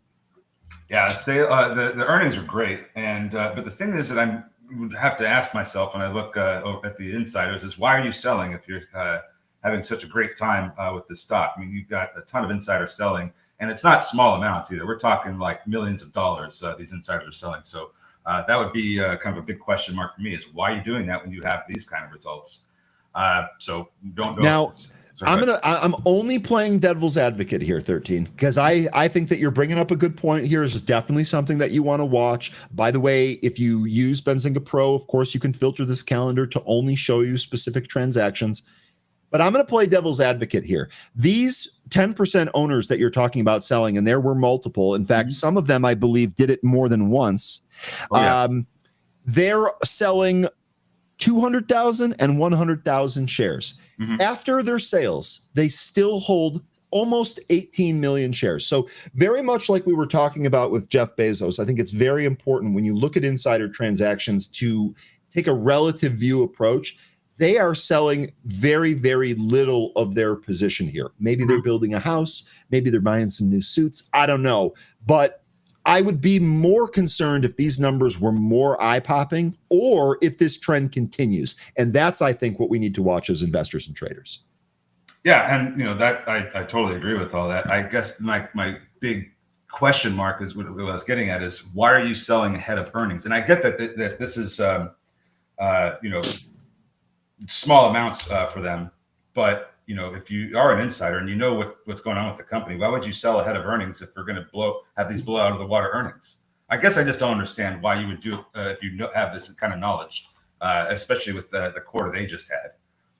It kind of makes me wonder if they know just something. to play devil's advocate, and I don't even know if this is the case. I'm literally speculating, so I'm not trying to push back here. But one other thing that might have been part of a pre-planned sell program. Sure, like I said, I'd want to know why. Yeah. But anyway, that's the only thing that I had concerns about when looking at this, because the short interest, those shorts are getting absolutely slaughtered today. Wouldn't be surprised if a lot of them were hanging out kind of around the mid to high 40s. But as far as a trade today, let me look at the chart here. Where do we go here? So we're just tapping 53 right now, so we're beyond all this. We are coming up to some consolidation from last year, summer of last year. So from about 49.5 till about 52, we got the start of some pretty serious consolidation that goes back to 2023. So might have a little bit of a time trying to make its way through here as we approach these higher levels. If we manage to get through that, it looks like 62, 63 could be another resistance area, followed by 67. Okay, real good stuff. You know, I want to remind you, this stock made a double top at 100. So the range and the prices that 13 is talking about, stock's already seen those before. Those are definitely possible here. Really quick, the Noob Lander, Celsius made putting alcoholic drinks in their cans a little while ago. Maybe that helped them. LOL. Maybe it did. Completely unrelated question here. Where can I buy bulk Celsius? Because maybe I'll actually get a high noon instead of a Celsius there. That would be fun. It also explains some meetings that I've sat in where people seemed very, very happy, maybe more so than normal, and they all had Celsius in their hand. Maybe there was some funny business, as they say, going on there. But I digress. Okay, 13, let's keep moving on here. Really good stuff. I'll be honest with you. My thought here on Celsius is that if you're looking to buy this, I think you're in wait on pullback mode. I certainly wouldn't chase this move up 24%. You did a really good job outlining some of the insider selling there. Maybe that is foreboding. So I wouldn't necessarily chase this move. Instead, I would trim into this move. I would take the Jay Rice approach and trim into these huge moves higher if you already have it. If you're looking to get a position, I would start charting and identify some spots that would make pretty good support levels for your ads on that. Okay. AVAH looks like this is a new one here on the movers list. I'm almost wondering if you've covered this. This was not at the top of the list earlier when we looked, and it is now. This is Aviana Healthcare Holding shares are trading higher after the company reported better than expected Q2 financial results and issued full year 25 revenue guidance above estimates. Stock is up almost 30% here today. This is not a stock that I don't think I've ever looked at before. This is a diversified home care platform that provides care to medically complex, high-cost patient populations. It directly addresses the pressing challenges facing the U.S. healthcare system by providing safe, high-quality care in the home. So this looks like a home care solutions stock here. You know what? Maybe the reason it wasn't on the movers list is because it just now eclipsed 600,000 shares of volume. It's traded 641,000 shares here today. On average, it only trades 500,000, so we're above the average already prior to the open. And the float on this one, almost 66 million. Almost 66 million, so much thicker than some of the other issues that we trade here. Short percent of float, 3.32%. That comes on 4.32 days to cover. And as a reminder, it trades on average just above 500,000 shares. 13, what do you think here? AVAH. Well, I mean, I think you're going to see a lot of these movers this morning are going to have something in common here, and that is going to be that they had better than expected earnings and they guided higher. At least that's what half of the ones I got on my list this morning are doing. So this is just another one that is reporting earnings. It's a profitable company, and it is expecting even more profits in the future. For this, I would just go right to the chart, see where this goes. I don't know. Like we said, I don't think I've ever seen this one before. Yeah. So a bit of a new issue. It kind of sounded like they do hospice almost. Yeah, it's I think they would have just said hospice if that's what they do. I think medically complex, this might be something like dialysis at home or something where it requires help.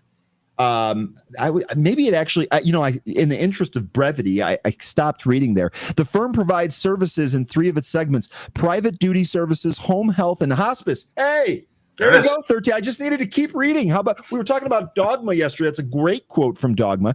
And medical solutions, private duty services include private duty nursing and pediatric therapy services. Revenue is derived from pediatric healthcare services provided to patients, including private duty nursing and therapy services, adult home health and hospice services, and from the delivery of eternal nutrition and other products to patients. So 13 right there, hit it right on the head. So with this chart here, though, AVAH, we've been just shopping around back and forth between what looks to be about 370 to 620 for about a year now, since August of last year, almost the exact same time too. So here we are going back and forth between this range, and we are now making our way up towards the top end of this, getting through some resistance at what looks to be about $5.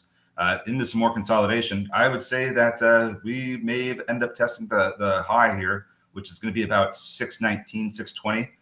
So when we get to, let's say, I would say about $5.85 to $6, that's where I would start to see, I would think we start to see some sellers step in. We'll have to wait and see, but this sideways price action we've been having for about a year now, providing all kinds of different levels in there. I don't know if you can see it on the 5 or a daily chart. Yeah, well, I've got the 15-minute. These are the levels I think you're talking about. I was able to line up all of those numbers, but here's your daily. There you go. Now you see it. All that consolidation, because I was talking about since it's basically this parallel channel, or this box, if you will. No, that wasn't what you had on there in the 15-minute chart. You just basically had going back to June this year. Okay. I think the levels were still the same, though. No, well, maybe the high was. Yeah. Yeah. So you only were going back to June. Yeah, and we're coming off of the low. And I'm talking about this going back to August of last year. That's a consolidation I'm looking at. Gotcha. Okay, so this is much more consolidation than I had. Gotcha. Yeah, so you can easily see the different resistance and support areas all through all that. I think we are going to want to look at every single one of them, and the one that stands out the most right now is where we're close to, which is going to be that 505 resistance area that we are kind of hanging above right now. There is that a gap fill? No, it's not. There is another one at about 530 that I see, and then you got one at like 555, 560. So there's a number of them on the way up here, but the big one that stands out the most is going to be at about 585 to 6. Okay. All right, good stuff here. AVAH. Next one on the list here, also not a little junky microcap. This is ticker RUN. This is Sunrun. Sunrun shares trading higher after the company reported better than expected Q2 financial results. This popped in the after hours up to about 1050 and chilled there. Today, new highs as it broke out of that to the upside. Looks like it's currently at 1122. Looks like 1130 was your high print there. Stocks up just shy of 24%. On the back of this, we did get a bunch of price target adjustments. I don't think these are upgrades. Maintain, adjusted price target. Yeah. So no actual upgrades, but some price target adjustments here. It looks like they're repricing the stock higher. The EPS of 107 beat the 18-cent loss estimate. Big time beat there for Sunrun. Sales of 569 million beat the estimate of 548 million. We can take a quick look at the short interest here on this one. 31.88% of the float shorted, 2.48 days to cover. That comes on an average volume of 23 million. We've only traded 1.7 million here today. The float's 181 million. I do think you might have some squeeze action here on ticker Run. What do you think on this, 13? I'm sorry, I'm having a real tough time with my my platform right now here. I don't know if it's Pro or if it's Trading View. Typically tends to be Trading View, but I have no response happening right now, so I can't look at my chart. Let me look at my brokers and see what I got. Okay, sorry about that. Yeah, let me see. Okay, so we are at 11.11 right now. There's a large seller at 11.20 that's in the way. Looks to me like if we continue upwards, we're going to run into some resistance around 11.80. That's where the last time we had a big move coming off the low from June. We ran up and that was the high that we ended up getting with 1188. So going to be keeping an eye on that level. Also looks like 1075 could potentially be a support area if we start to go south. If we manage to break over that 1188 high, the next level up that I see is going to be at about 1325, 1330. Okay. Good stuff there on run. Emery says same. I guess maybe try and refresh, maybe not though. I don't know. I don't have any other reports. 13. I'll keep you posted on that. Okay. But it seems to be working for me, at least so far. Now that I've said that, I've probably totally jinxed myself. We'll see. Okay. First of all, did you have any others on the list that I can bring up here for us to cover? Today I looked at, you already looked at YHC. I was also looking at DXR, ARHS, and OM. ARA. Okay, I don't see any of those in the movers list. You want to just go to those? I mean, sure, but if they are no longer moving, then well, let's take a look. Give me the first ticker again. DXR. DXR. Okay, so yes, this was absolutely a mover. It has retraced a lot of the move here, but Daxor shares trading higher after the company announced it secured FDA 510 clearance for its handheld blood volume analyzer. That, excuse me, I'm sorry about that. That pop took us to 17.5, but we've really backed off that level down here at 11 in change. Quick look around the horn on the short interest. Negligible, 0.5% here, and that comes on 5 days to cover, but that days to cover is based on an average volume of 4,400 shares. Yes, 4,460 shares is the average volume for this stock, folks. Be careful with this one. You can easily get locked up in this if you don't successfully get out on a day where it's raging. Also, today, watch the volume, because if that starts to dry up, you might be in trouble.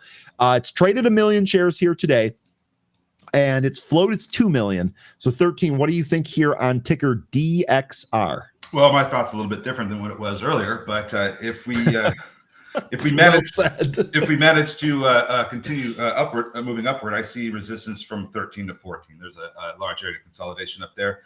Didn't really have a great cash read on them, but it does appear that they are profitable when I look at their annual financials. So it doesn't seem like they're going to need to raise cash.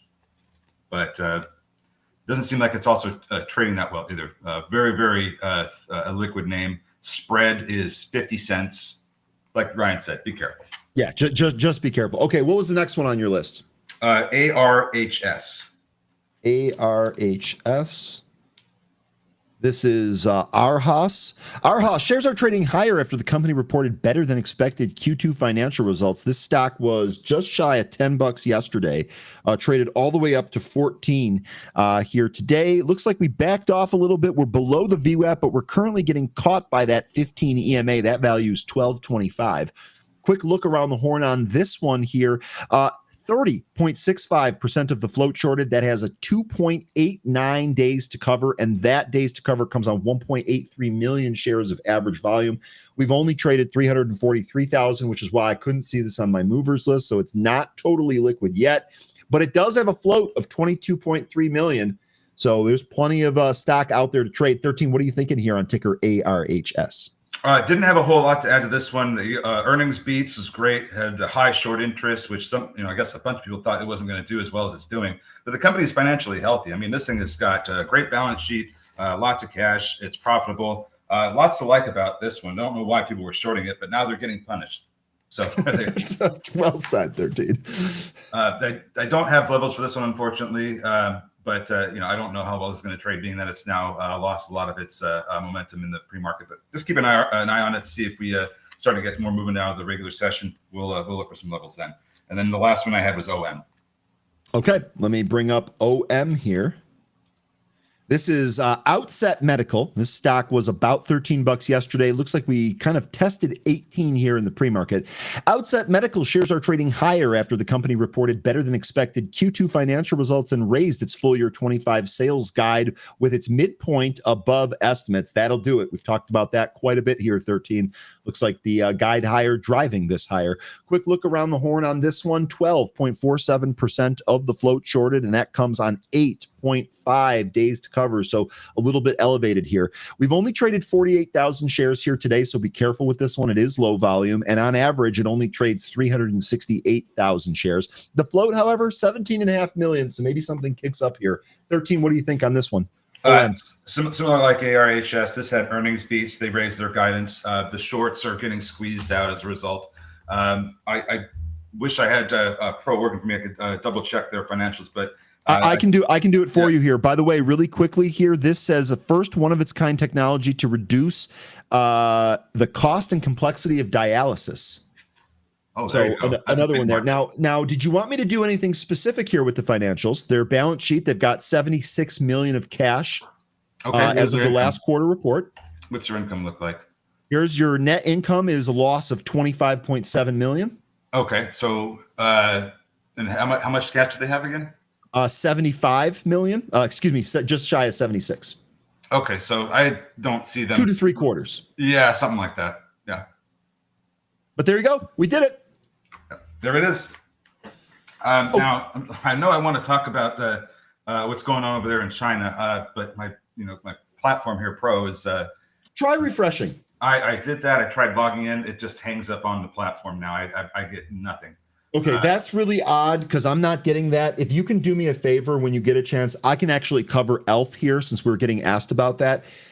If you could do me a huge favor and screenshot what you're looking at, I'll send it directly to a developer and see if I can't get you anything else on that. Eli says, Ryan, what does days to cover mean? We've talked about this quite a bit. Days to cover is a measurement of short interest versus the average volume that the stock trades.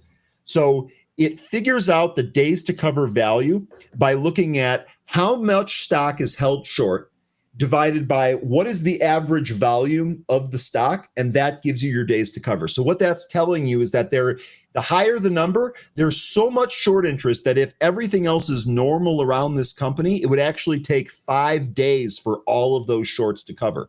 This then allows traders to say, well, this might trade up for a few days here. The one thing to take away from that is if the stock trades on average 10 million shares and then one day it's trading 60 million shares, understand that they might be able to cover that up just because of all of the action in here. Now, 13, I'm almost wondering if the problem is contagious because my movers list just poof, disappeared. We'll see here if I click on anything, if all of a sudden I'm all blank too. Yeah, hold on a second. Let me just get some other notes that I have here because I do want to talk on what's happening over there. And now I do have some stuff committed to memory because we are seeing a lot of infections happen that are mosquito-borne. They've been having a lot of floods over there, like catastrophically bad floods.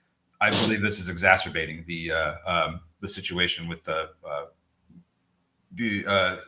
right conditions to give rise to more mosquitoes, therefore making more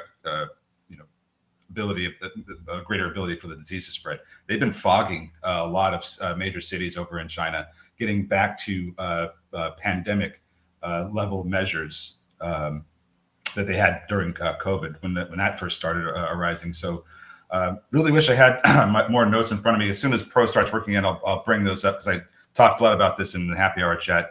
But this is I can't remember the name of the disease that's mosquito-borne, but this is not a contagious through like coughing or other transmission like that. It's done by mosquitoes right now. But my understanding is that this virus has the capability, similar to COVID, to be highly mutagenic, so it can change, and it might become airborne. So I think that's all I have committed to memory at the time. But I'll cover more of this for you as soon as I get my notes back up here, because this is something I've been looking at and with real concern, because it's been in a lot of the news I've been reading over there. Okay, and we'll get this back for you, 13. I will help you. Again, shoot me a screenshot, and I'll drop that, or I'll just deliver it right to the developers. Okay. Really quickly here, someone asked about ELF. The big thing to note here on ELF, we had earnings, all right? The earnings weren't great. Stocks trading lower by 12%. But the key here is that we actually filled the gap on the way down. Right. So this gap that we made back here in May, that's been filled. We're also being supported by the 100-day, and we did just lose the 200-day. So one thing to keep in mind here for a new trade on ELF if over the next couple of sessions you see this recapture the 200-day, we might actually have another move higher into this consolidation range. The 200-day is at 99.71, and that consolidation range tops out at about 132. It also happens to be right about where the 500-day moving average is. Someone also asked about Lilly here. That's ticker LLY. We didn't really cover this a whole lot here. Lilly shares are trading lower following the release of their financial results. They also, if I'm not mistaken, had poor results from the pill, the GLP-1 pill. Here, let me just read you the important quotes as picked out by the news desk from the CEO, David Ricks, who was on CNBC this morning. On drug pricing reform, says he supports the U.S. government's position that medical research costs need to be shared more equally across developed countries. U.S. pharmaceutical market has significant defects which shift costs to consumers and increase revenue. It needs urgent reform. Okay.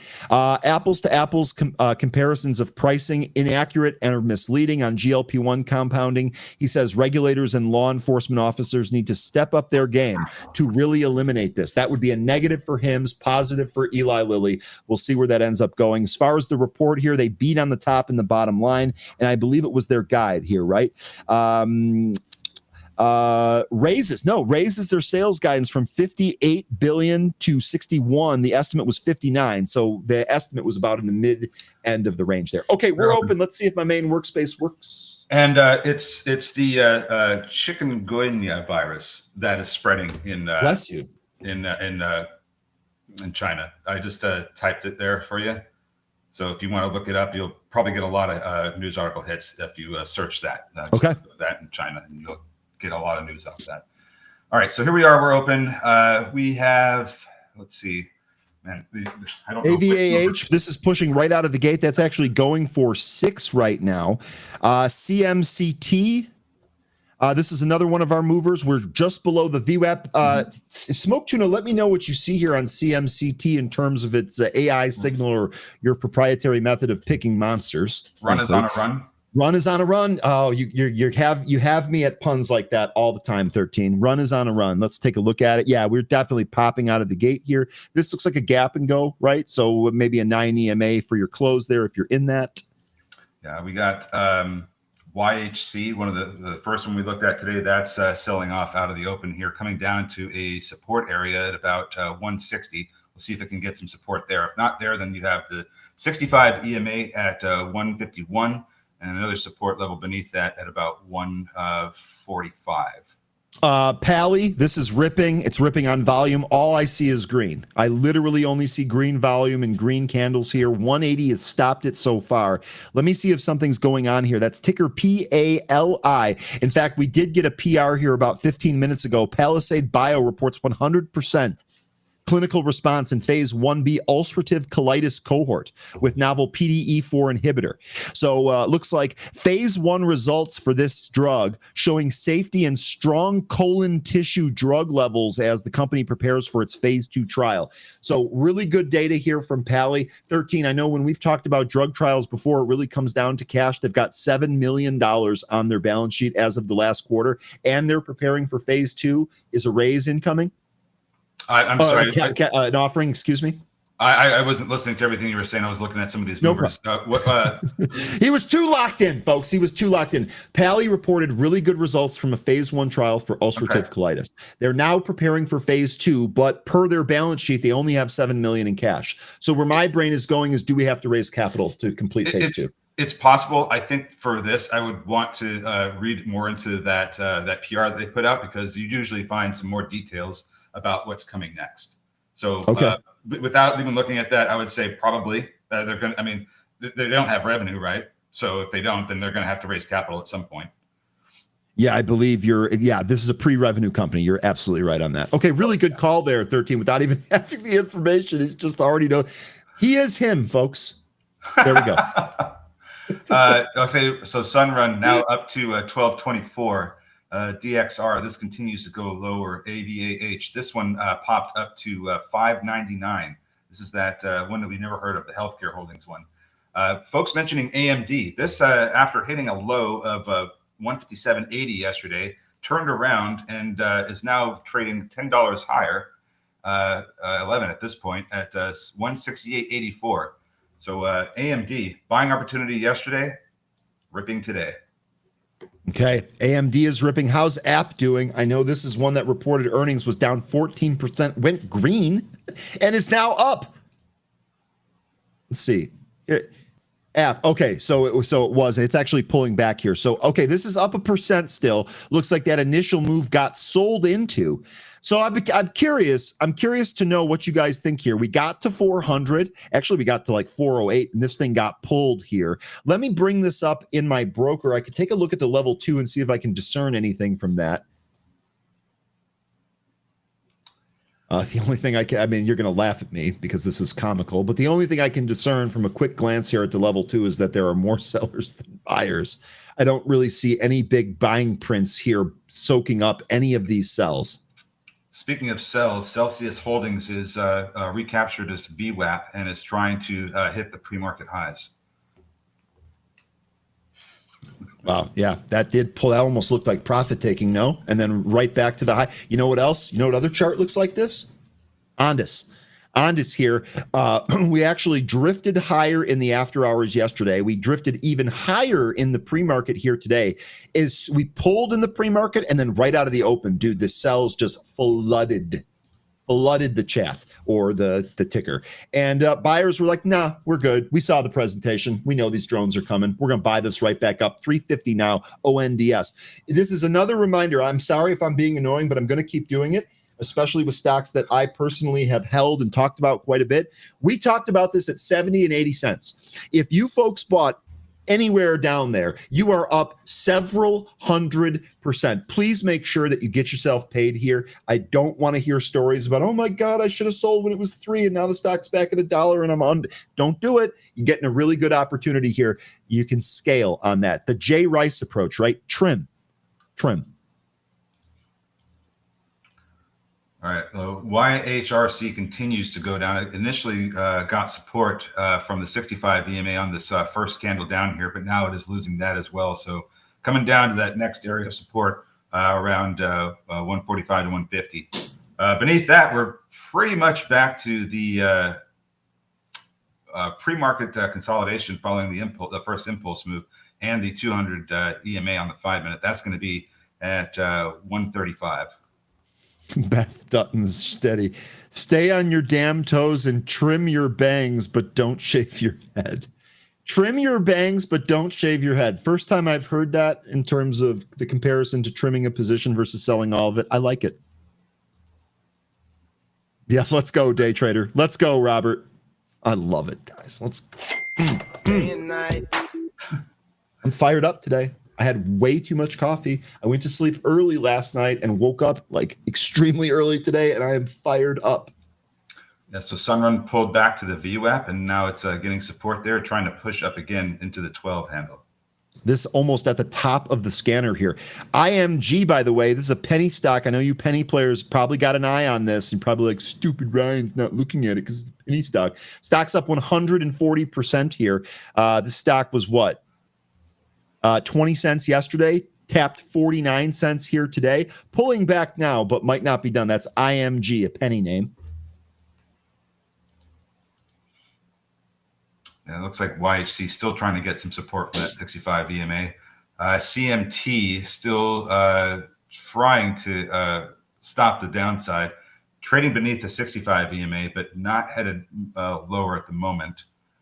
Could still hit that 200 EMA before we see a reversal, but let's just wait and see what we get.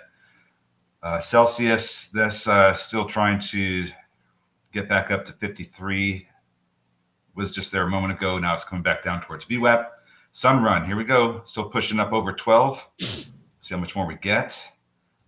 Joby here real quick. This popping out of the gate. I am seeing call flow here on Joby following this. So I know we just talked about this a little bit. It talked about the great call that Derek made on Tuesday. It is trading higher here out of the open.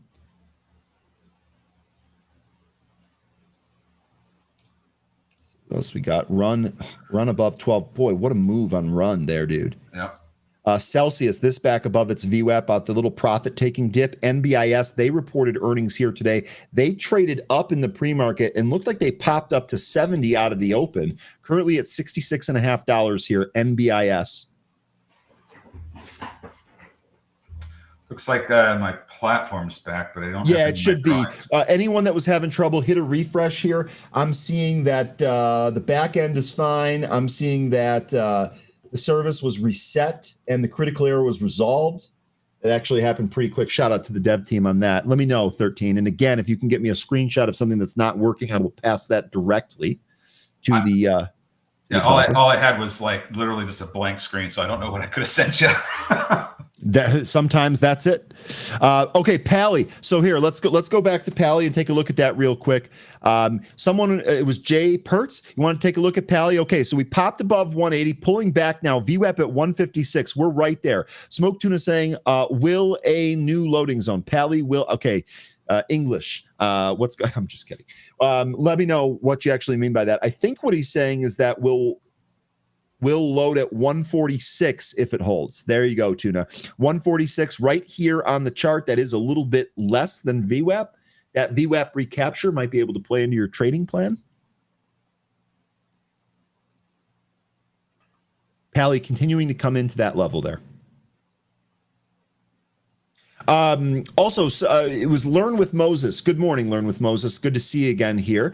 You were asking me about SMCI. We actually talked about SMCI yesterday on the back of that earnings there. Still kind of weary just because they had accounting problems. So I don't know. Maybe I'm running. It looks like I thought I clicked on chart tool. Yeah, here. Hang on a sec. Hang on. It's going to drop this thing. Sorry about that. One sec here. So with regard to that China outbreak, I've got my notes here.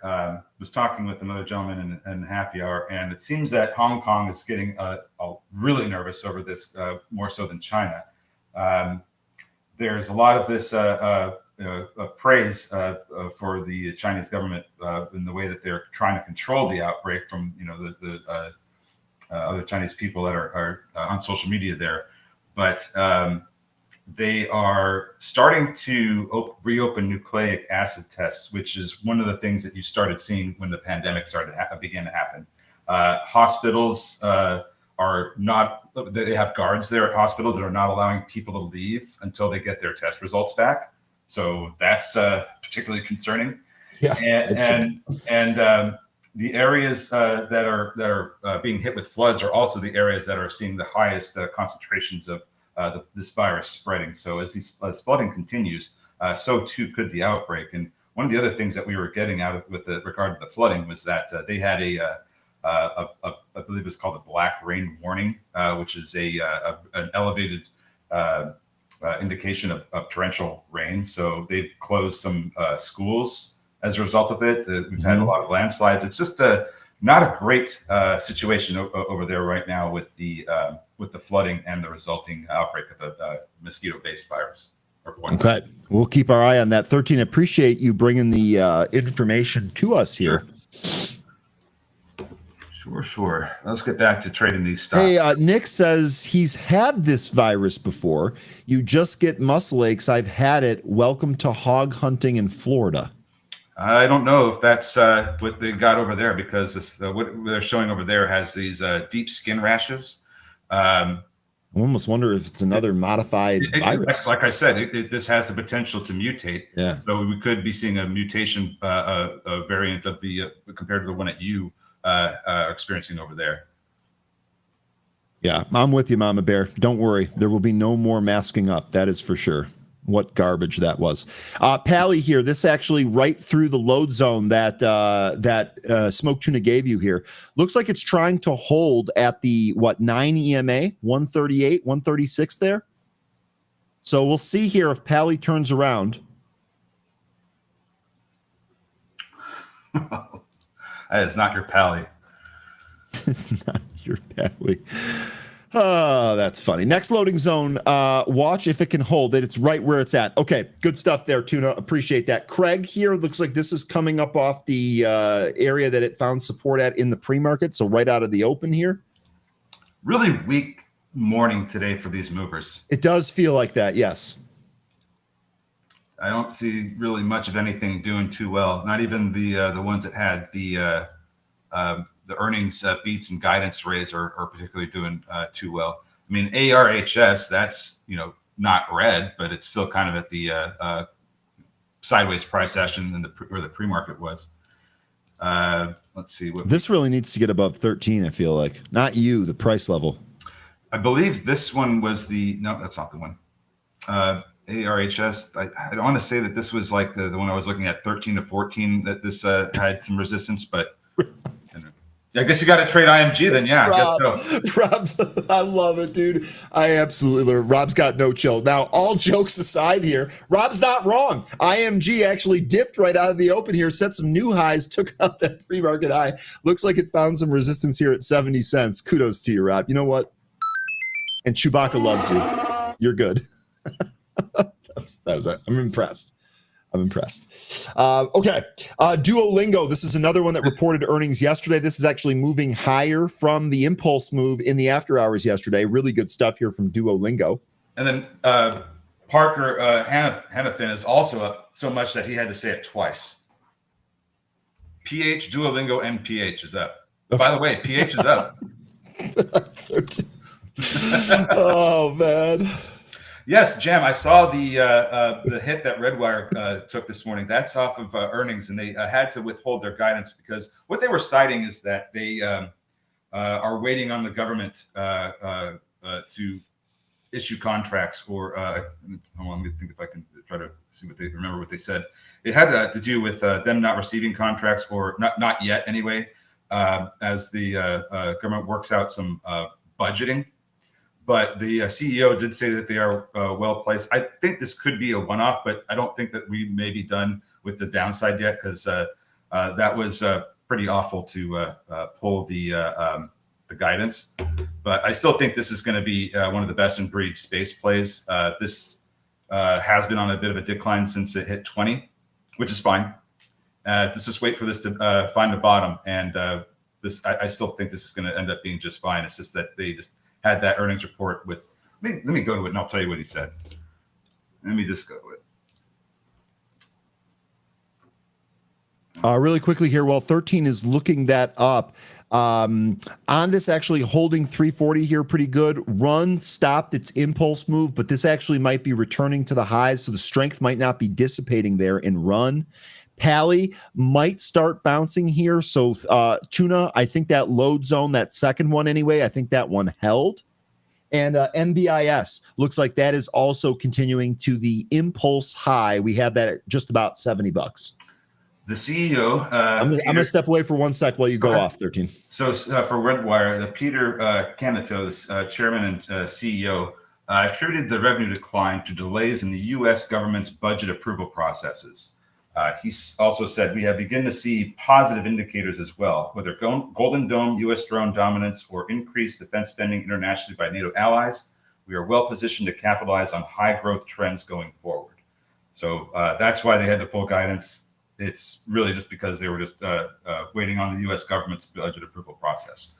So wouldn't try to pick the dip up just in case there's some more downside. Wait and see if there's a base. They still also had some positive news this morning, I believe, as well.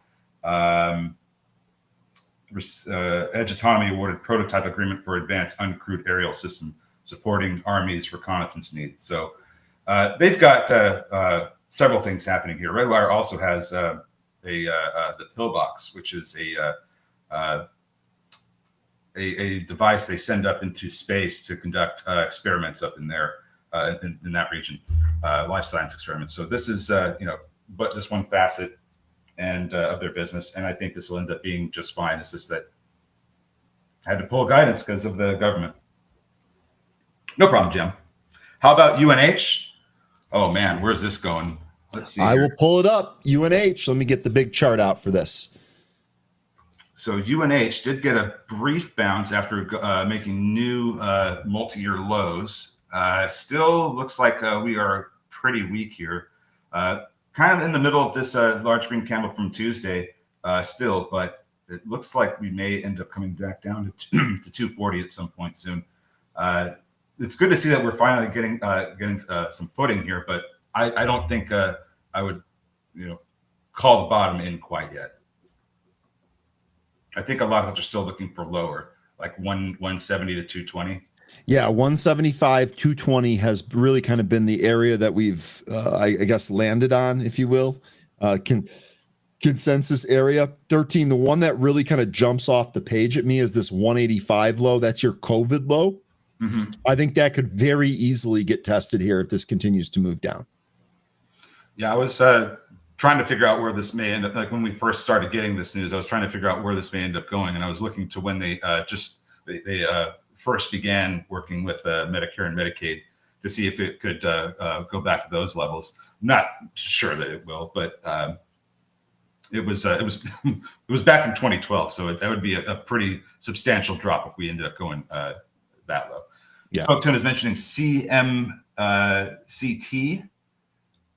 This turnaround at the 200 EMA, trying to recapture that 65 EMA. Yeah, if we get that, then VWAP's next, in my opinion, at $9 level and VWAP.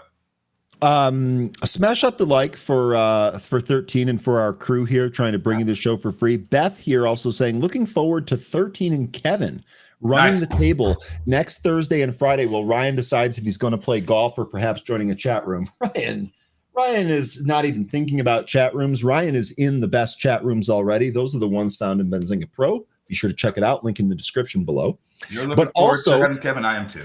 Yeah, I'm looking forward. Kevin's done a great job. You guys have had some really good feedback about Kevin. Here's what I would say. Be nice to these guys. These guys are doing their best to make sure that I can get some time off. I really miss Michigan golf, and I'm going to get an opportunity to go do that again, and also Arkansas golf. So be sure to be nice and supportive here in my absence for 13 and Kevin.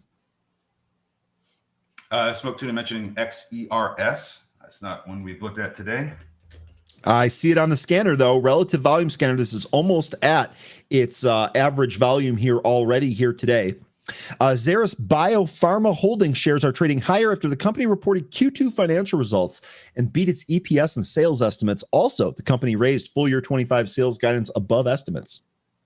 That's interesting. Another one that had another biotech or low float mover. I have to interrupt you here. Big Bees, nice job on Lily right there. Already out, really quick trade. Big Bees, I'll tell you what, this dude has had the healthcare sector locked in for trading. Really good stuff, Big Bees. Keep doing the work. Yeah, he has been on UNH big time. I ask everyone to be nice, and Jay responds with, quote, "I can't wait to harass Kevin," end quote. Jay, you're always trying to rub people the wrong way. I'm just kidding. You're funny and awesome. AMD, look at this, 170 again. So that pull that we got the pullback, got the cooling off that we needed, but man, only 1 day. That's fast. I'm in this, but I keep saying, man, this thing is extended. This thing needs to cool off, and then we get this cool off, and we're back to business the very next day. Look at that. I mean, look at the last time it did it, back on the 22nd of July. Big old red reversal candle. New all-time highs? No, just new year highs for the year. Same thing again with yesterday. Same kind of candle. So I guess the question is, do we see that a similar movement from the last one? BTOG, this is another penny stock winner here. I know some of you have asked about this. Penny stock above the pre-market high and really kind of pushing. Be careful there. Here's app. Sorry, 13. I would really quickly wanted to cover app. This is a really impressive move, in my opinion. Initially, the stock tried to trade up on earnings, immediately reversed, got pounded, was down like 14%. Went green in the after hours. Went green again here in the pre-market. Now we're really starting to ramp here. Lion is doing the table dance. I know he's doing the table dance here. 418, 420 here. Yassine, how you doing, boss? What a difference a day makes. 24 little hours. Actually, less than that. Barat, Looks like you're taking this one as this is ripping. Really good stuff there, Bharat. I've got a question about FTNT. Fortinet. Yeah, Fortinet. They got smoked on earnings. Cybersecurity still struggling a little. And this looks like it can continue to go lower. And if it does, you have a gap fill to the downside at just above 65.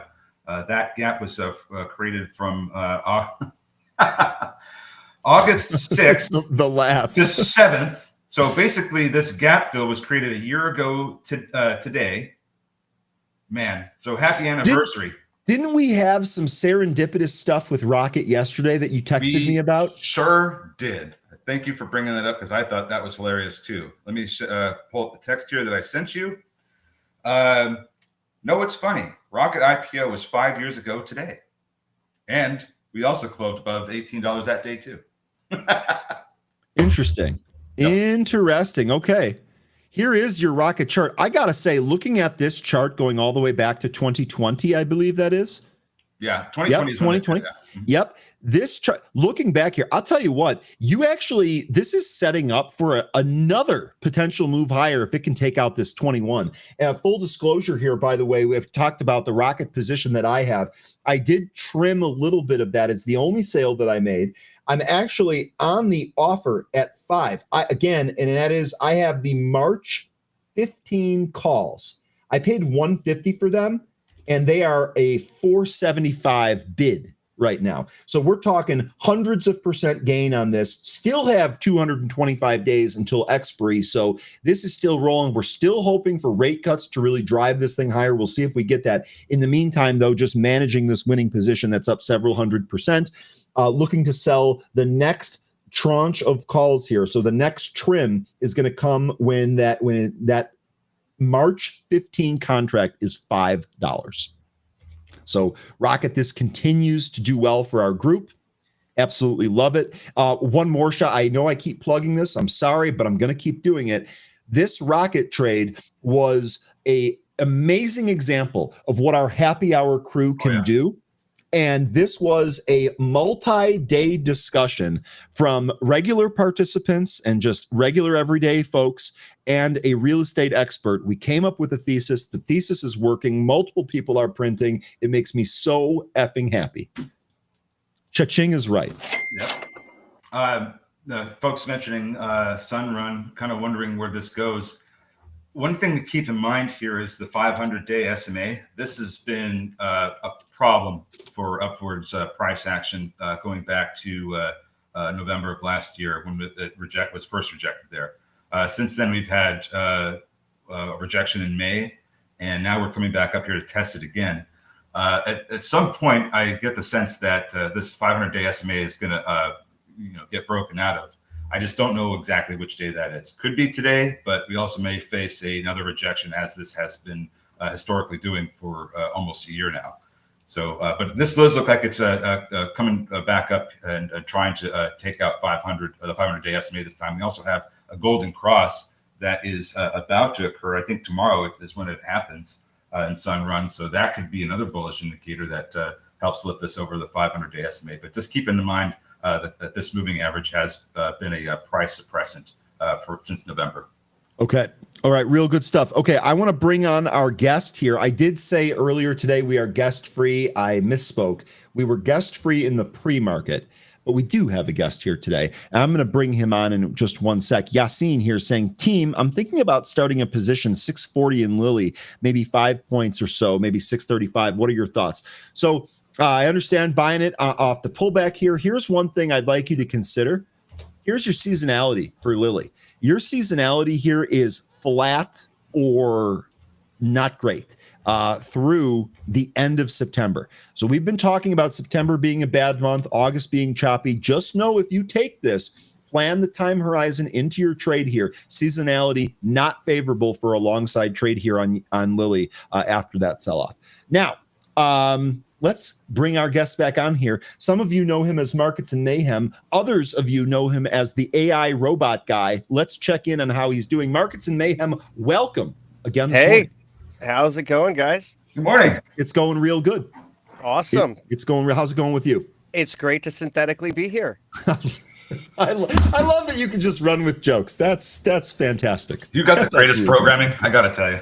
I do. I have the best programming from the best people. Very fine people. Okay, I'm sorry. I didn't mean to start shit there. Now, what do you got for us here today? Just coming in, brand new day, looking at the market. Looks a little bit choppy so far. We have a bit of activity here on the S&P options targeting what is implied in S&P futures terms around 6411.25. That's also where there's a call wall, and we're already seeing some resistance there. So looking at this trading today with a little bit of trepidation. I'd really like to see it move higher above the BGL or the EMA 21 on a 5-minute chart. But so far, we're getting a bit of the opposite of that. I'd say big support down below at 6391.50. That's a major pivot, a swing pivot even on S&P futures. Okay, so we definitely want to hold that pivot here today if we want to have any more upside trading, it sounds like. Yes. Okay, great. Okay. Oh, one more thing. This is totally unrelated, but I've already forgotten about it twice, and I don't want to make it thrice. So let me go ahead and do this now. I did want to talk about ALAB and a potential trade that might be setting up here. We talked about this yesterday, just the huge pop here on ALAB, and this is now starting to form my favorite chart formation of all time, the floating island. We popped to new highs, new price territory not seen before on ALAB. I've got 160 as the bottom of that candle, 183.5 as the top of that candle. What I would love to see here for this trade to set up is a pullback down towards this 160, 162 area, and then a hold. If we get that hold, we'll probably try some calls here for a potential curl to the top end of this candle. Again, 183.5. And the trend line that we drew yesterday actually gives us a target closer to 190 if we end up breaking that high. So no position yet in ALAB. I'm waiting to see if the price can move down to the low 160s here and hold. So I'm going to try and put as many factors in my favor as possible before I take this. But I'm letting you folks know this is one of the things that I'm looking at if I'm not sharing it here, if we're looking at the main workspace here. So I'm stalking an entry on ALAB. I'll let you know if I get it. BRLT? Yeah, that's trying to get above this 245 area. It keeps trying to hit it. Might see a big break here if you get the quick volume expansion. Another mover that we're getting here, we're seeing some newer highs in Sunrun. We are also, AMD is finally getting a pull here after having nothing but green candles this morning. 172.21 is the high. Got some squeezes brewing here too. Groupon, Riley, CRNC, Hertz, TARS. And there's that break with BRLT. New highs now. Thank you, producer Feds Bostic and Mausoleum, speaking in the next 30 minutes. I probably mispronounced that name, but you guys can read. All right. So we got a nice pop there. Oh, we also have another pop in AVAH. That just put in a new session high of 609. Looks like DXR is starting to get going now as well. Wow, this thing is really starting to rip. I missed that first ticker there. AVBH, was that it? AVAH. Oh, not AVBH. Okay, AVAH. Yes.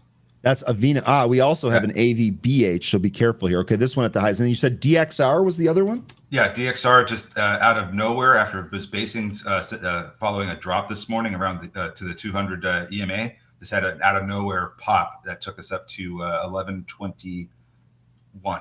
Boy, this thing retraced its entire move before doing that pop. Mm-hmm. Yeah. Real quick here, SBET. Someone asked me about this earlier. I'm sorry I didn't get to it. The tickers have been raging here today. Here's a look at SBET. We actually had a pretty decent day yesterday. We sold off here in the pre-market. I'm not sure what that was on, but we completely retraced that move down here. We had an offering 19.50 a share. Stock is moving higher off of that spot. 23.30 your current price for SBET. So it looks like that's getting bought into. Yeah, Lion, I think you're right about that. And, we've been seeing a lot of this week already where we have these green days followed by a red day, followed by a green day, and now we could potentially end up with the red day here if we give back this, or if we fill this gap to the downside this morning. That could totally happen. We had that happen on Tuesday. It opened higher and it bled back most of the day. We'll have to wait and see what we end up getting here because it's kind of just mostly sideways this morning, but could fill the gap to the downside. Mayhem, I see that you had mentioned in some stocks that are squeezing here. Is there any one of those you want to take a look at? I think you said Groupon, Hertz. There were a couple of others. Yeah, Groupon's, Hertz, Riley, CRNC, and TARS. Yeah, Groupon's just looking absolutely insane. Look at that thing. Yeah, so this was okay. So this is on the back of its earnings. So it looks like it had some pretty good earnings here. And the short interest on this, as you have been saying, I know we've been talking about the squeeze action here. Short interest here, probably the highest one of any of the stocks that we've checked here today. 37.12% of the float shorted with 10.5 days to cover. Wow. You think you're seeing some squeeze action here? What do the gamma charts say on this one? Yeah, we've got a call wall right here, just at $40 on Groupon. So we are just testing that as we're in today's session, seeing some resistance around that level, it looks like. Okay, and so it would be interesting to see if we see more of these calls roll into that 45 or maybe even that 50 strike for this possible jump higher. Gotcha. Yeah, I would love to see that. I'd love to see a decisive close above that call wall, too. We could see we had a break above, but right now it's looking more like a head fake at the moment. So probably good to be cautious near term, but worth keeping this one on the radar because if you look at the daily chart, everything is telling us that it wants to break into a new uptrend. It's above the 21-day EMA. It's above the Ichimoku cloud. It's broken above this high volume node. So the last test is that call wall. Okay. All right. Good stuff there. We are right there. Sorry, 13, really quickly here. I'm just going from the chatter here asking about Intel. We had some news here on Intel. Trump saying that Lip-Bu Tan, the new CEO here, should resign. Again, there wasn't a whole lot of details from Trump on that, but when we initially talked about the CEO change, we did outline that there are some concerns or some ties here to China that might be part of the concern here. With all of that as an aside, because I can't get in the mind of Trump, of course, but here's Intel. This move down on that, I'm going to call it a tweet because calling it a truth sounds dumb. Anyway, it moved down on that. We've retraced some of that move. We spiked out of the open, but now we're kind of re-rolling lower here. I almost wonder if this is going to retest that 1950. Remember, we talked about 19 being a very, very sturdy support level for Intel. Be very curious to see if that breaks. I haven't seen anything here in the options. Mayhem, you probably have a sharper eye on this than I do. Yeah, I'm looking at just the volume on this chart. There's a big high volume node right here where we're trading. So I really wouldn't want to see us break meaningfully away from that to the downside because that definitely opens us up to make some chunky lows. In terms of the options positioning on this one, we've got a lot of put exposure right below price here. So, 18 looks like the bottom of what people have hedged for in Intel price discovery. If you start breaking below that, I would be a little bit more concerned, particularly if we start seeing some more roll lower to those lower strikes like 15. But right now, Intel, like if you look at the way the options are pricing this, we're right around where everyone expects price to be. So if we get a more meaningful deviation, you're going to have some folks that are caught off sides. And I would expect the path of least resistance, given the nasty look of this chart, is lower. And just to quickly touch on the CEO, I mean, I can't get into Trump's head any more than any of us can, but I can say his ties to China and this sort of increasing trade tensions with China, particularly under semiconductors, I would say that's part of this. The other thing is probably just national security concerns. This guy was linked to a company that had been sanctioned for leaking secrets to the Chinese military. So I could see why there'd be some concerns. I will also just say, as an aside, I listened to the Intel earnings call. It was incredibly uninspiring. I got no juice from management. I listen to the calls not just for what they say, but how they say it. And it's just very uninspiring. Okay. That's really, really good insight, Mayhem. Thank you. Boy, you came out hot today. I absolutely love it. It's always fun to be on with you guys. Hope 13 is okay. I got to say, that's a sweet chair, and I love the globe that he has behind the chair. I want one of those in my office. I might look into that this weekend. We'll see. Okay, let's do a quick look at some of the movers here. Pally, looks like we're testing lower on Pally. Bros, are we continuing here? Yeah, Bros. Wow. Dip got bought. So the profit-taking dip got bought, and the move higher here now, Bros above 70. We took a look at this earlier. We said that the level that it really needed to get above was probably this 75 level. Then we have 81.50 as a potential level above that. So 75, 81.50 here on Bros next, I would say.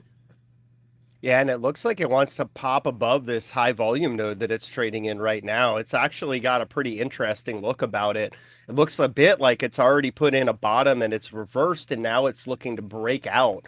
And so I'm just going to share a quick chart of that, what I'm seeing on my end here. But you can see there's this real chunky area in the volume profile. It's been consolidating, trading in that range. It's broken out of it in the past. I think we could get a similar look to that past breakout, violent to the upside, if we can build some acceptance above this high volume node. But like Groupon, this is another one where we're seeing it breaking above the 21, breaking above the cloud, and testing the top of the high volume node. So it's got a pretty constructive look. And then when we go over and flip to the option side of things, it's actually looking pretty good there. You've got a call wall that it broke above, and you're starting to see positioning rolling a bit higher here as well. Okay, here is that call wall that he's talking about. And I think the rolls that you're talking about are here into like 75 and 80. Yes. Okay, awesome. Also, what a great name to choose, Bros. I mean, it really caters to the Gen Z millennial trading degenerate crowd, right? It does. It does. It absolutely does. Really quick as an aside here, Mayhem, by the way, market pulling here off of the opening high that we had there. Mayhem, have you ever tried the product? I have not. Have you? No, neither have I. In fact, I don't think there are any around me. If there are, I'm unaware of them. The reason I ask that is because from what I understand, and again, none of this is firsthand, so take it with a grain of salt, but from what I understand, Bros really makes their money on these sugary drinks. That's something that I've made a very conceited effort to remove from my life for health reasons. And so I'm almost wondering what kind of staying power is in here. However, as you were just talking about with some of the younger generations, they don't give a damn about sugar. And so I think that's one of the reasons that we're kind of seeing this. I just wanted to see maybe from someone that kind of looks at things more objectively, if there's something else there that might be driving this or something like that. Again, I'm asking out of ignorance because I've never been to the store myself. Yeah, that's a very fair question. Just a quick note on the broader market, we're seeing S&P pull down and test that major pivot at 6391.75. There was a pretty decent little stop run going into this too. 470 contracts stopped out to the downside as we're making new lows here. We're just starting to see a little bit of iceberg buying from the institutional desks, but nothing noteworthy of yet. And for me, I really want to see this thing recover above 6391.75, or I feel we've got some continuing to do to the downside here. Yeah, it sure looks like that here with the price action as well. 13, you good over there? Sorry about that. Yeah, I had to go and answer the door. So we're fine. Seeing that we have Fed speak, Bostic is talking right now, but prior to that, just before we started getting the turnaround in the market, we also had news out of the Swiss government commenting on the impacts of tariffs. So seeing some market pull ever since that has come out. Also getting some news. Oh, sorry, go ahead. No, that's it. I'm done. So just hearing some news coming over the wires here about the Trump team likes Fed's Waller's desire for rate cuts based on forecasts and apparently favors him to replace Powell. This just coming over. Okay, that's interesting because we heard yesterday that it was the two Kevins that were in the pole positions there, Hassett and Warsh. Now it looks like Waller gaining some ground there. Okay. A very choppy day. Indeed. Apple here, by the way, we talked about this. Apple, of course, making news here today with the increased investment in the United States. Also, Bank of America Securities raised its price target on the stock from 240 to 250, maintained its buy rating. The big news here is that we are above the 215 level. That was the breakout level here on Apple. We're coming back in a little bit from the highs. I'll tell you what, a test of 215 or maybe even 216 might actually provide some pretty good entry. Mayhem, not to put you to work here, but you've done such a good job already. Do you see anything here in the Apple gamma charts or with the cloud that you use that talks about Apple moving higher. Yeah, we are seeing some really interesting stuff. I'm just going to post both of those and we can go through them bit by bit here. Okay, here we'll start here with the gamma chart. Yeah, let's start with gamma. So you can see Apple right around that big wall of calls here. This would be really encouraging to see a break above 220 on a closing basis. And we just kind of pulled back from that level, having tested it a little bit earlier. And so overall, I think the Apple gamma chart looks pretty constructive. The way this technical chart, if we could flip over to it, it's telling me we've got momentum pushing to the upside that could challenge that 220 call wall. So I see a confluence of breaking above the 20, testing the cloud and breaking above, and getting into a lower volume node. So price action is going to get a little bit more volatile here. But overall, if you have that second chart link, let me just post that in here. We could take a look at this one. And overall, this one looks really constructive. So basically, what we have going on here is you've got a trend line that's overall been honored. There's a little bit of testing back there in April. It's a real long-term trend line, but it managed to hold above. And we've got a break above the 21-day yesterday. We've got a test on that Ichimoku cloud that was a nice test, didn't even break into the cloud, just bounced right above it. And now we're starting to push above that high volume node. So it's got to look like what I want to see from Bros and Groupon. We're breaking above the high volume node. The next thing is that wall of calls at 220. Closing above that, and I think Apple starts to look really good again. You know, fundamentals aside, because their chief innovation is financial engineering, share buybacks and all that. But all that aside, the technicals, we can't ignore it. And he's currying favor with Trump, which tends to be bullish for the company. Yeah, you know, you're getting rid of some of that tariff risk. Hey, Markets, do you believe that we'll see a lot of that share buying, repurchasing of shares, and maybe even no more dividend growth for some time, since they're committing now $600 billion to the U.S. Over 4 years? They don't have that money; they have to borrow from or have to make it come from somewhere. What do you get from that? I love the headlines because what I really want to see is whether they come to fruition. If we go back to the first term, there was a lot of headlines like this about deals that didn't necessarily come to fruition.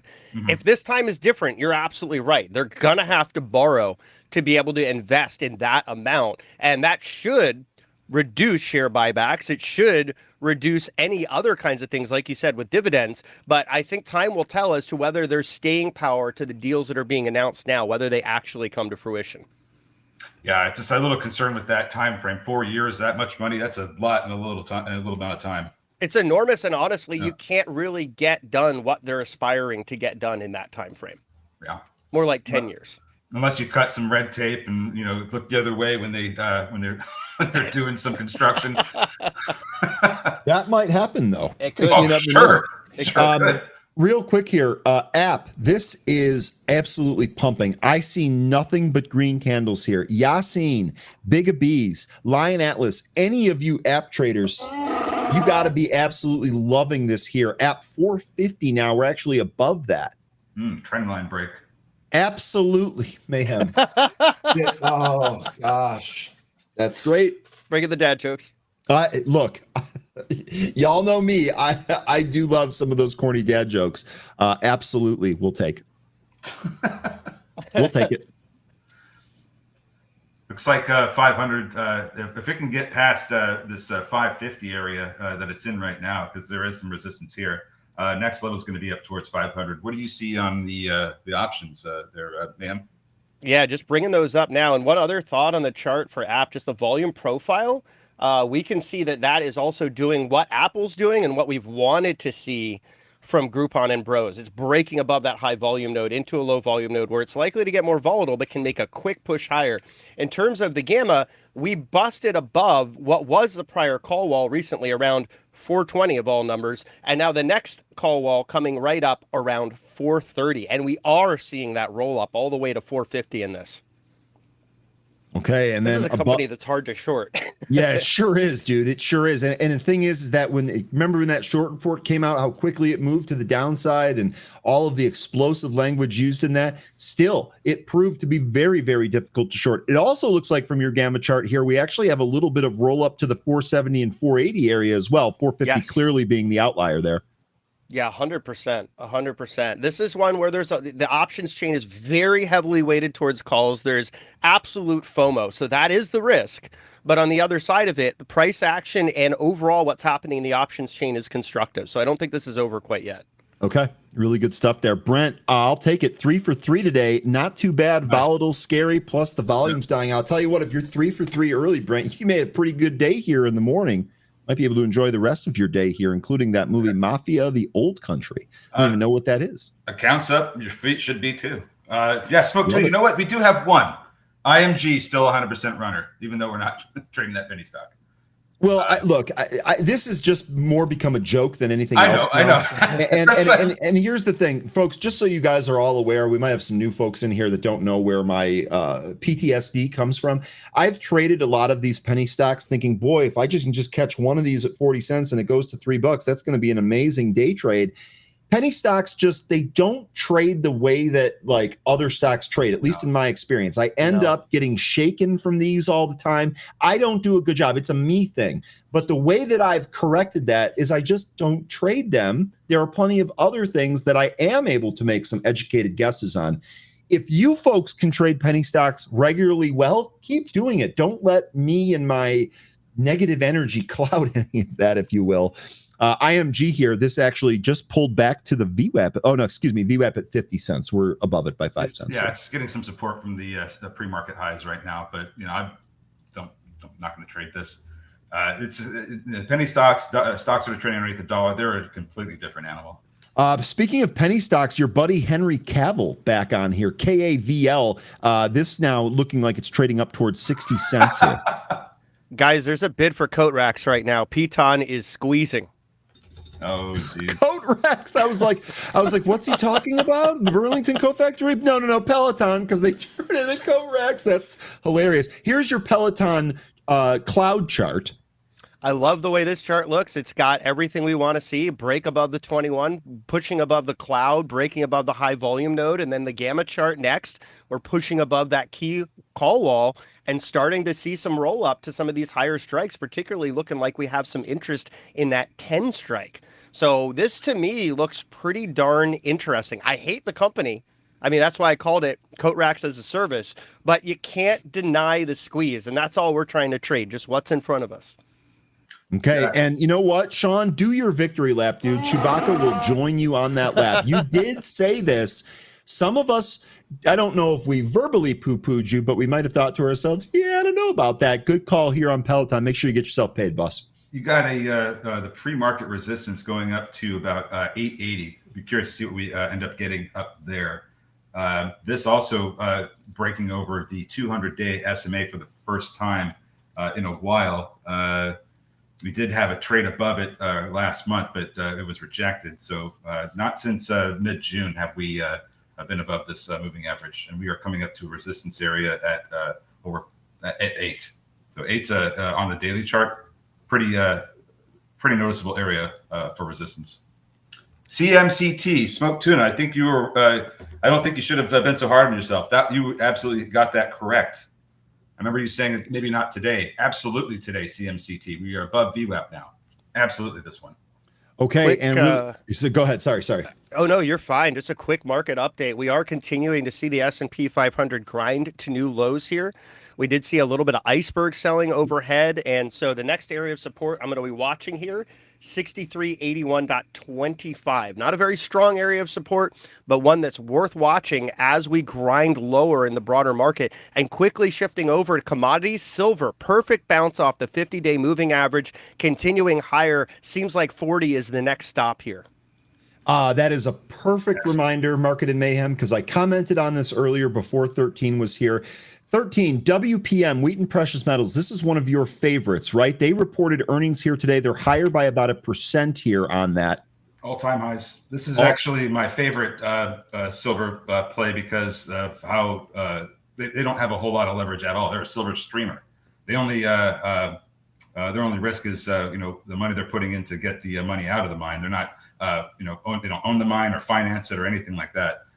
So I think this is one of the less risky silver plays, and it also pays a dividend.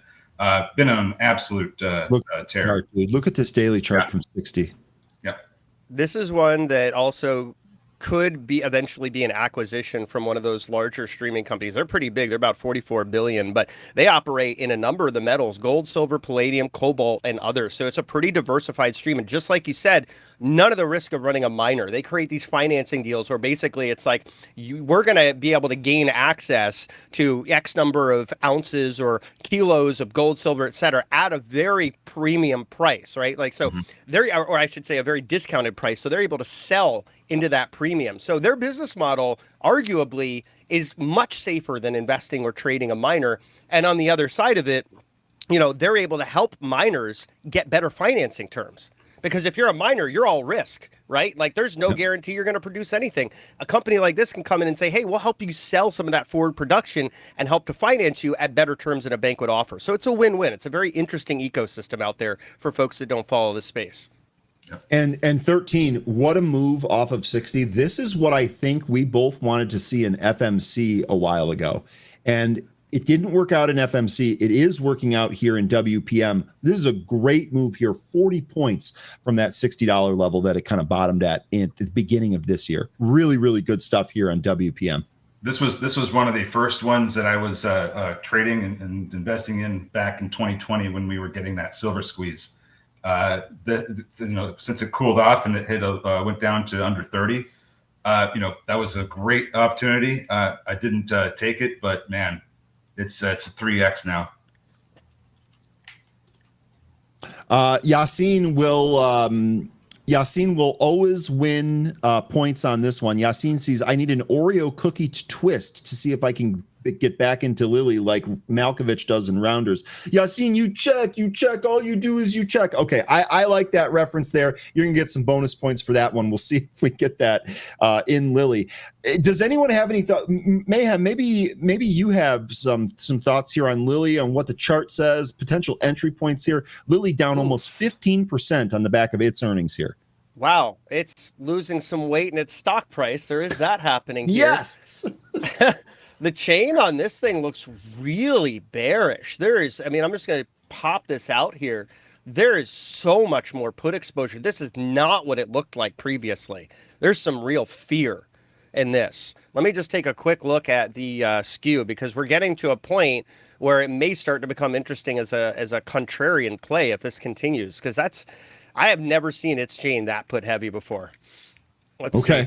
That's interesting. Yassine, note some of these levels here from Mayhem's gamma chart. Mayhem, correct me if I get any of these wrong. I think this big bar here is 630, and I think beneath that you've got 620 and then 600. 600, yeah. Perfect. 600 looks like the best area for the next support to kick in. If you look at what happened in the third quarter of 2023, you got a lot of consolidation right there. That's going to be a bit of a demand zone that give you, at the very least, a bounce. But I don't think that this is going to be the end of selling if it gets down there. We talked about how bearish this already looked with the way it was kind of rolling over. Now we've lost that 500-day SMA, and now we're coming down to that 600 level. Beneath that, you have a gap fill that's down around 500 to 450 or 460. So more things you could even see that could cause this to worsen. Yeah, unfortunately, the way that this is treating the low volume node that it's on right now, just crushing it on a weekly chart, kind of gives me a sense that we could get pulled at least down to around 580, 590. If that area doesn't hold, the next area of low volume node decision zones around 490.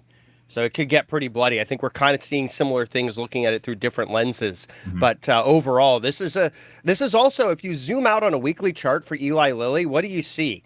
A mega trend of lower highs and lower lows.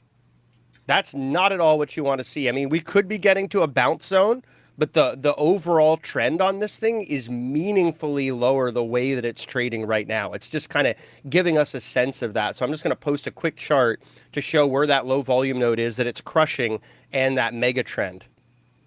Sorry, I'm a little late here on that. Let me load that up. Here you go. You're good.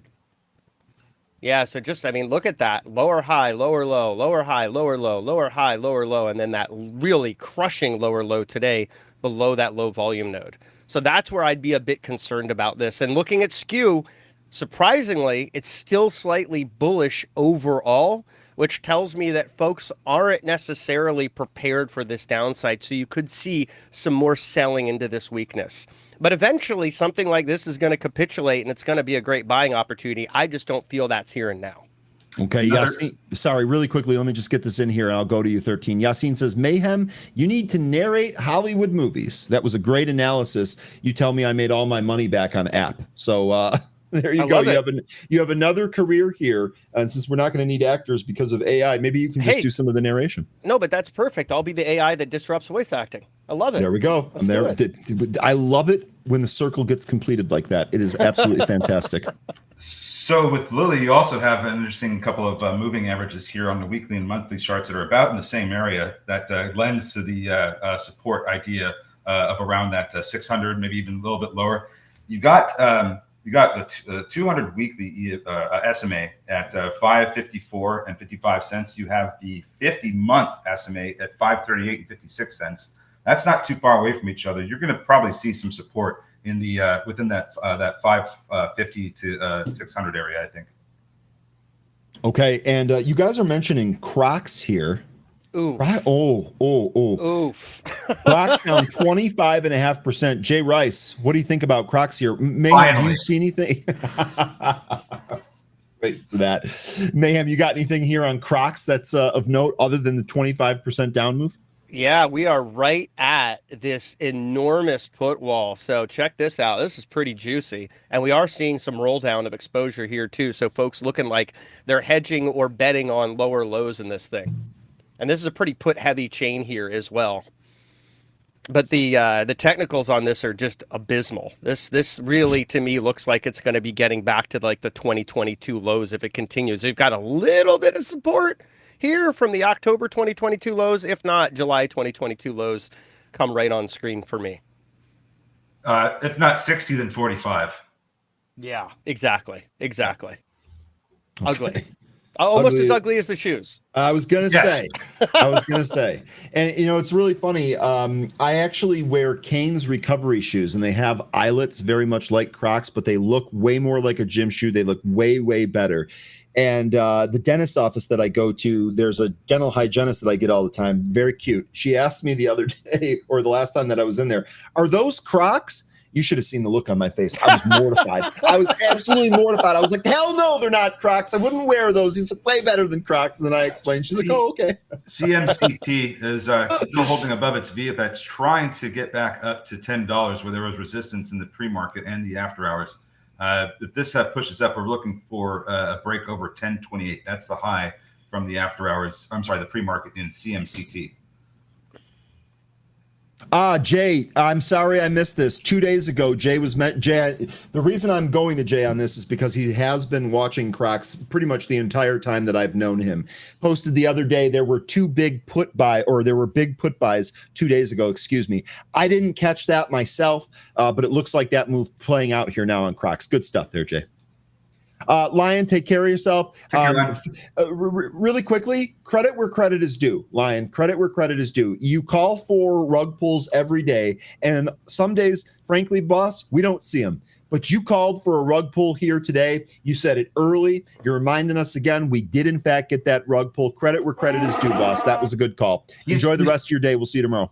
He's been saying that for not a long time, but for at least a week or so that it looks like that are about ready to come in. I have not disagreed with him, and we don't always see eye to eye, but I think he's been absolutely spot on about the market getting weak. And here we are. We're getting that gap fill I was looking for because this is the kind of market we're in. Red day, green day, red day, green day. We're going to chop around. This is the nature of the beast right now. And that's what we said based on seasonality going into August. We were saying that in July.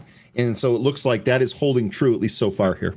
And we do see the broader market pulling lower. It's starting to consolidate around that now, what is T5, because we see put interest growing at that level. So we might be putting in a bit of a near-term bottom. We do see buyer aggression increasing in the delta volume that we're seeing in S&P futures as well. So worth keeping an eye on where we're trading right now. If we can start to build a consolidation bottom and start to rise from there. I will say what gives me a little bit of hope, the amount of trading in calls versus puts on the top two strikes is well in excess.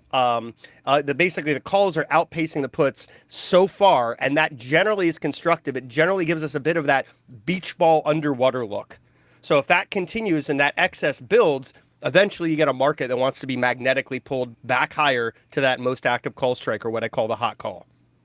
Just remember, if that is, I know you use the beach ball analogy, but don't forget that's how they hunted the shark in Jaws. They shot spears at him and got barrels on him so that he couldn't go under the water. That shark pulled 3 barrels under. I almost wonder if the market can do something similar on that. We'll see. If you couldn't tell, I've watched Jaws like 15 times this summer. Not that afraid was very to admit specific. that. Yeah, it was. Look, in my opinion, and I'll fight anybody on this. I'm not a fighter, but I will fight anybody on this. Jaws is in your top 5 movies of all time. Genre be damned. It is one of the best movies ever made. It is solid. Yeah, super awesome. Really cool. Sometimes you're shooting fish in a barrel. Other times the fish are dragging the barrels down. That's well done, 13. I expected nothing less from you, buddy. Wiz says, Ryan, I put new grips on the golf clubs yesterday. I mentioned you out there. What did you do? Golf Pride CP2 Pro midsize? Happy hour. Happy Gilmore better watch his stuff because he's going to drive that thing far now. By the way, do you like BLTs? Because we got a BLTE that has just hit 74 after ripping out of the gate here. It continues to move up on low volume, but this thing is just gone from 68 all the way up to 74. Oh my God! And this is on kind of low volume, isn't this? Very, very liquid. But, oh my God! Less than 30,000 shares. This reports earnings in 4 days. Yeah. Funny stuff. Big bear hug. Yes, I watched that. You know what? I knew that Jaws was shot in Martha's Vineyard. You know what I didn't know? Jaws has 8 actors in it. That's it. Everyone else is a Martha's Vineyard resident. Unbelievable. I had no idea that was the case. I was blown away when I heard that. Just makes the movie even better to me. Does the market, Jay was asking if the market selects, is that Firetree, FTRE? What's that? What is F? For Tria? Oh no, this is, I think I know what Jay's talking about. This is a victory lap for Mayhem, right?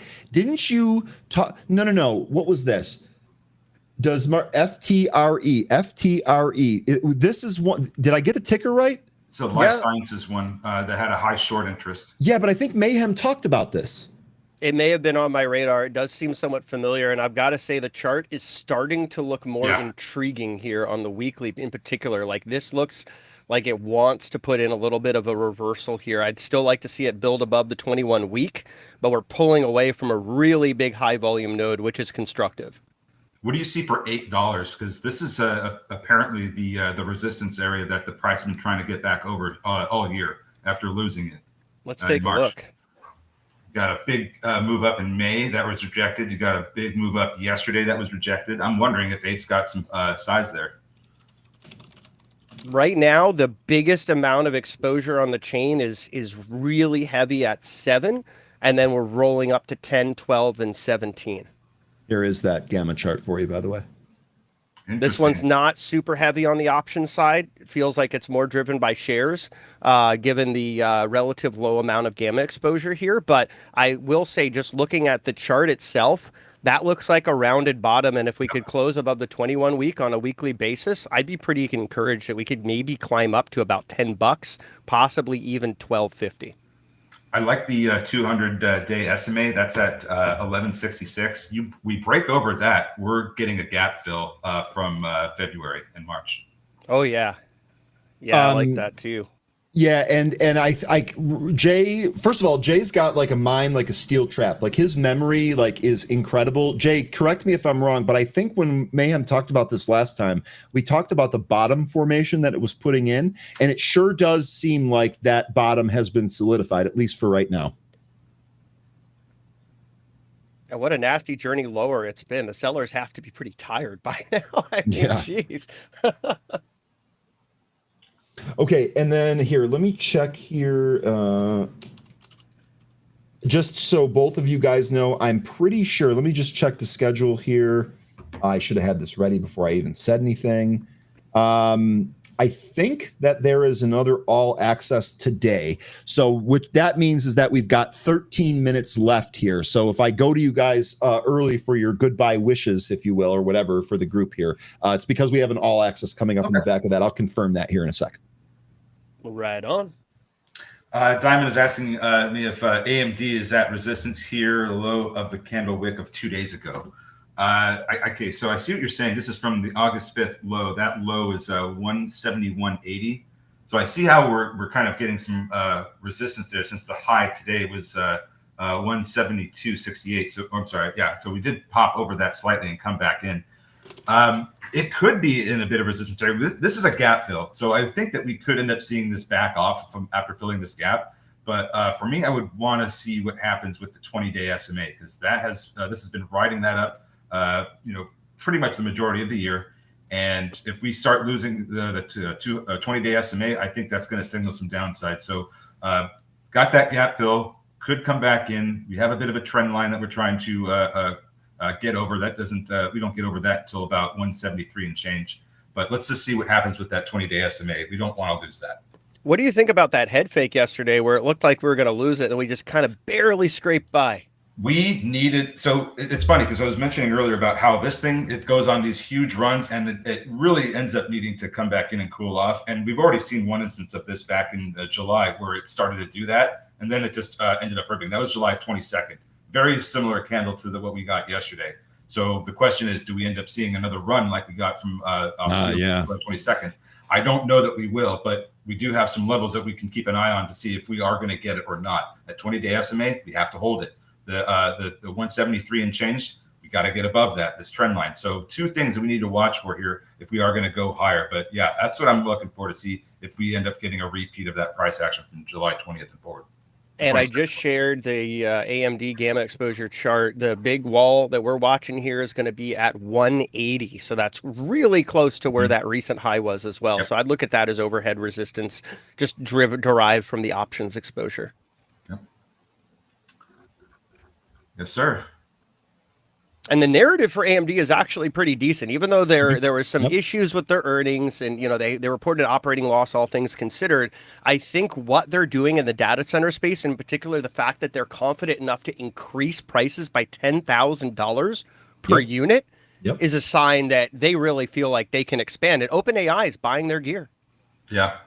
And there was also the CEO saying that they didn't pull forward their guidance for China sales because they're still working on licensing. That I think that was probably one of the best parts about it, because they're not trying to tout what they could end up getting. They want to actually get the results before they take a victory lap, it seems. Which leaves a little bit of an Easter egg. Sorry, Ryan. No, it's quite all right. Just to kind of piggyback off what you were saying there about the price raise for the chips, we covered this yesterday when we talked about AMD. The NVIDIA H100 chips are priced up to $40,000. The MI300X that features 192 gigs of memory, double that of the H100 chip I just spoke about, and the MI350X is expected to cost around $25,000. So even with the price increase, still coming in under NVIDIA's H100 chip. And this is where it could get a little tough for NVIDIA, because for the longest time they were the leader and the only player really in the AI cloud and data center market. And now you have AMD kind of rising up and chipping away at their market share, and at a lower price for what could maybe eventually be on par performance. So this is where you might see NVIDIA having to be a little bit more competitive with their pricing. Just something I'm keeping an eye on. I think you're 100% spot on. I agree. I agree with both of you here. Another quote from that earnings report from Lisa Su, quote, "What we are seeing with MI355 is very competitive versus the NVIDIA B200 equivalent, GB200 family of products. There's a really strong desire to use us at scale." So it'll be interesting to see if that continues here. I think you guys are both spot on with that. And just one more detail related to the same, I've been working with a number of these different hardware platforms, and I can say the support for AMD hardware to do training and inference has become much more formidable than it was this time last year. We're seeing more support and from AMD themselves for their ROCm platform, which is their competitor to CUDA, but we're also seeing broader integrations with things like OpenCL and Vulkan, which are open source versions of those same stacks. So overall, it's becoming much easier for companies to integrate AMD hardware. For NVIDIA, CUDA was the big lock-in. You had to have everything built in CUDA. Now it's becoming easier to sidestep that and migrate, and that's an issue that could cause some margin compression for NVIDIA in the future. Okay, that sets up a possible move down in NVIDIA that we might be able to capture. That's really good stuff there. Oh, also, Lisa Su and Jensen Huang are cousins. Yeah, they're distant cousins or something like that? Yeah. Yes. Okay. Which is so funny. It is. That's a point where we've mentioned like a while back, and I think Amanda was saying, well, distant cousins, but yes, they are related, and I thought that was hilarious too. The family of chip makers. Yes. Quite Prolific. literally. Yeah. Google's still just shy of 200. I'll be interested to see if Google can push above 200. Yep. There was one more thing I wanted to add on AMD that slipped my mind. You guys may have covered this, but they are also absolutely, unquestionably eating Intel's lunch in every single processor category. Data center, desktop and mobile. And this was not the case this time last year. And there was a lot of latent hope that Intel would be able to kind of leapfrog ahead in other areas. AMD is absolutely solidifying their lead. And just to add to the AI, their next generation of desktop and server processors are going to allow unified memory. And what that means is that you're going to be able to do inference without a dedicated GPU. You're going to have an on CPU or APU type of unit that can do inference using the system memory.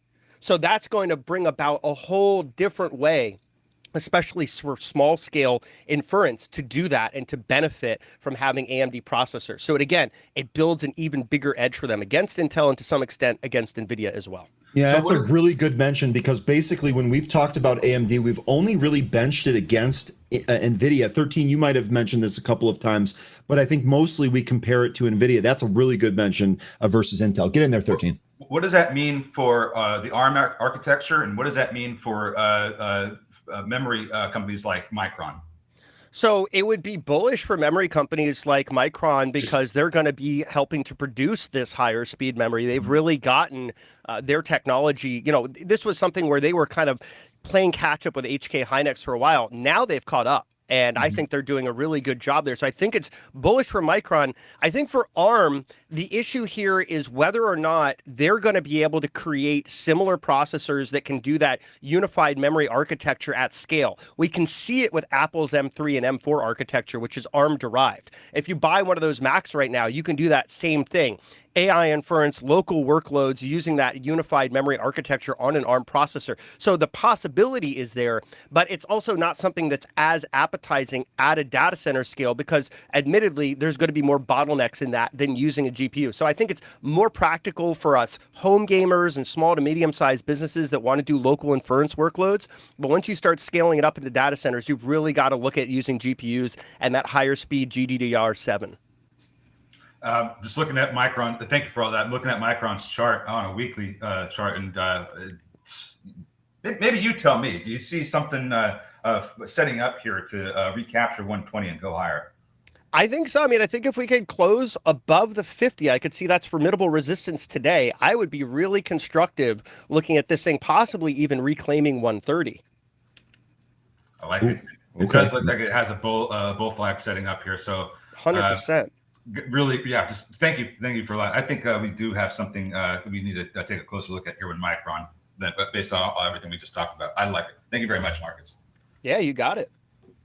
Okay, real quick here. Just a reminder, we are going to be going to all access here in just a couple of minutes. I did want to finish off with a couple of things here real quick. One thing I wanted to mention, I haven't really talked about this recently, but here is MSOS. This Right, and this is actually the weekly. I want the daily. Here's what we're looking at. So MSOS, it does look like this pot company has kind of come up off the bottom. Now, the last couple of sessions, we've traded above the 200-day, but we lost it. Now, today, actually, if you look inside here, we sold off a little. Buyers are taking this right back up. It almost looks to me like they're trying to get this to close above the 200-day again. I've been poking around here. I don't have anything concrete, but it does seem like there might be something brewing here with the rescheduling of pot. And I think that MSOS here, this actually would be a pretty safe play on this. Chart is starting to look constructive. Something to keep in mind here. No position for me. I'll let you know if I fill any of this, but again, looking kind of constructive here. Sideshow. Yeah, go ahead. Oh, I just have a little bit of color to add here that may be related to what we're seeing in the price action. So for one, Mitch McConnell had tried to add a rider into I believe it was the Farm Bill to ban hemp that has THC in it. That was blocked by Rand Paul, much to the chagrin of McConnell, who then spent some time trying to denigrate Paul. But we still see some risk in the House bill. If that version passes with the Harris rider, we could see a lot of that hemp banned. It would be better for the industry if it wasn't. And I think that's one reason it's taking off. The other is we're hearing more and more, even from the former head of DEA under Trump during his first term, that rescheduling is imminent. Yeah. And that would be a really big deal, particularly for interstate commerce. Yeah, I think this is one of the things where you could have Trump do one of his normal Trumps, and you could say at one of these press conferences or Sunday night when he's getting on Air Force One, someone asks him about cannabis, and he says, we're going to take a look at cannabis. If he does that, these stocks gap up on Monday big time. And I think MSOS, a little bit of a safer way to play that. Really quickly here, before we go to All Access, Sideshow saying, Ryan, you still have your Ondas at 350 sell order, or did you rethink with the photo and conference on Tuesday? First of all, that order was for 3. I actually kicked it up to 305, and I was filled on that order. I still have stock. That was part of the plan. I've been telling you guys to pay yourself on the way up on this since we started loading the boat at like 70 cents here. I have been practicing what I've been preaching. So I have been whittling my position down. I'm now at a phase here where we're going to treat this like Jay treated LEU. We're going to try to trim into huge moves, and we're going to try to do that with more than just one here. Folks, we do have to go to All Access here. First of all, Mayhem, thank you so much again for joining us here. You came in hot today. Tons of really good information. Any closing words here for the group? I'm glad you enjoyed the upgrades to my AI. That's that's really good to hear. But no, it's always a pleasure to be here with you guys. I really enjoy the community. I always enjoy, co-paneling with you all and talking markets, and sometimes, like on a day like today, a little bit of mayhem. I think that we are starting to see a bit of a basing out in the broader market, and there is some chance we could get a pull higher to that most active call strike we were talking about earlier, which is just about 30 points higher from where we are now. So be on the lookout. Don't get too cute or too concentrated on these shorts. There is some chance of a turnaround here. Okay, Mayhem, really good stuff. We'll catch you next time. Okay, buddy?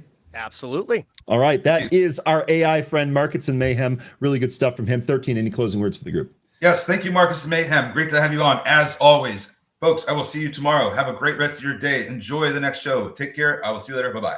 All right, take care, 13. Really good stuff. 13's departure leaves room for the one and only Dan Leach. Let's ask him what types of shenanigans he's getting into today. Dan, good morning. How you doing? Fantastic. It's always great to see you, Ryan Guy. It's always good to be seen. I'm going to talk with my man, Paul Worley, the CEO of Ascent Solar Technologies. So, more market to mayhem and great times. Okay. That was a perfect lead in, Dan. Take it away. Hey, Zingers, what's going on? I'm Dan Leach, and welcome to All Access. I've got a wonderful guest for you today. It is Paul Worley, the CEO of Ascent Solar Technologies. The NASDAQ ticker is ASTI. He is joining us for an exclusive talk today. All Access starts right now.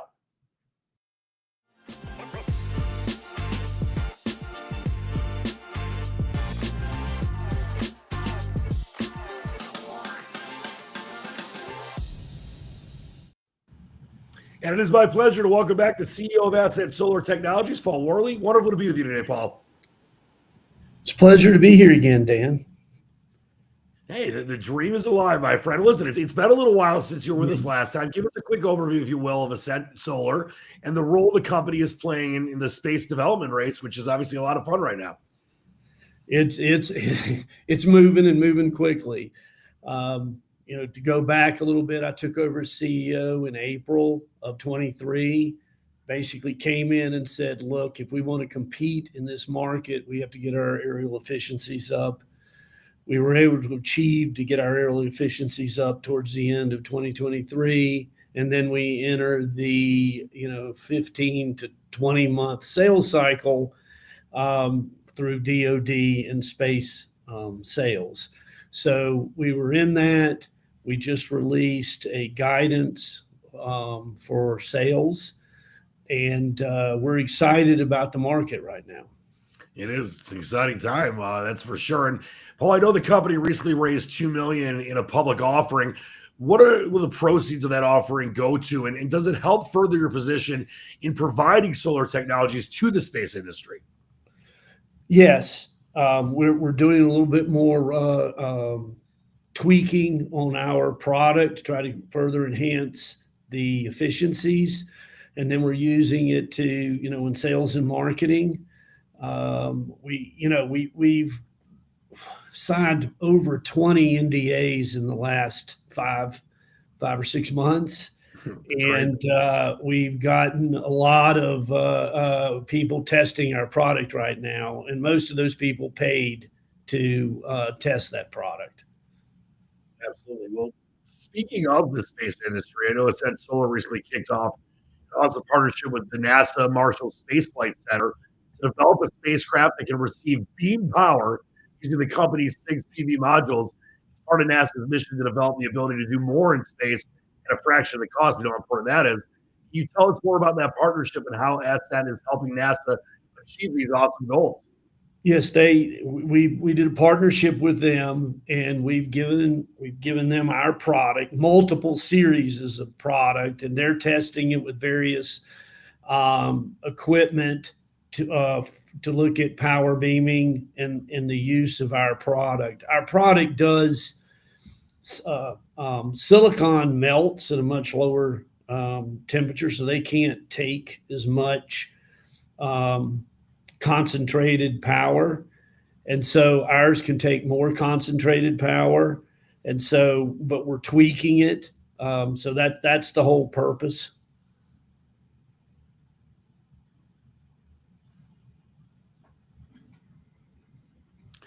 Yeah, no, what a time to be alive, that's for sure. I know it's been a busy first half of 2025, which is always going to be busy for Ascent Solar with that collaboration from NASA with the public offering.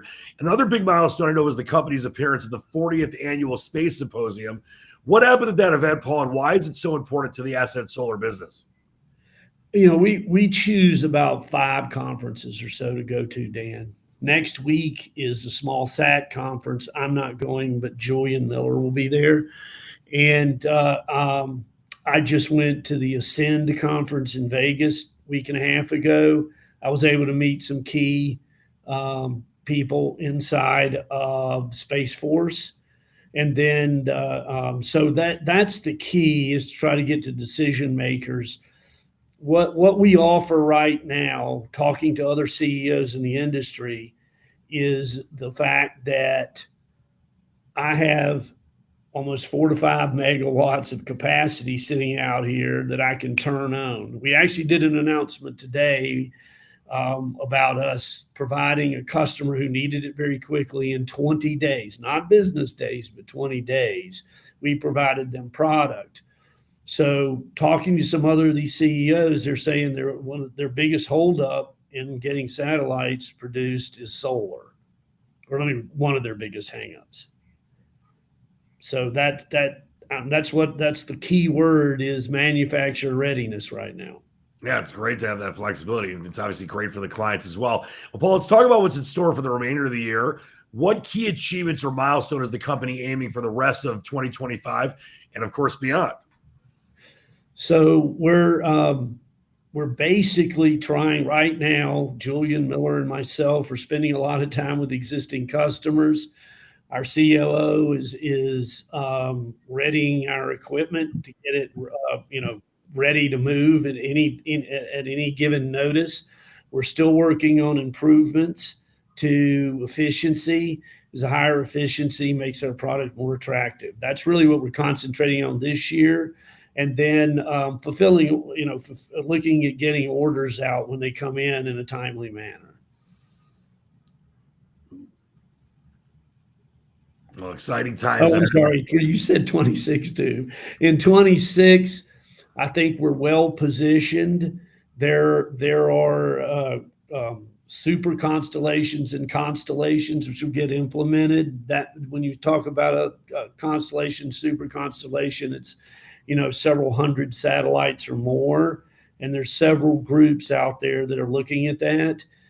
We tend to be brought in by deployable companies who make the arms that deploy our product. And so we have a lot of conversations going on right now. I love it. As I like to say, it really is an amazing time to be alive. It's an amazing time right now for Ascent Solar. Listen, it was an absolute pleasure talking with you today, Paul. I want to thank you so much for your time. Thank you, Dan. I appreciate it. And you have a great rest of the week and weekend. You as well. That was the CEO of Ascent Solar Technologies, my man Paul Worley. Their NASDAQ ticker is ASTI.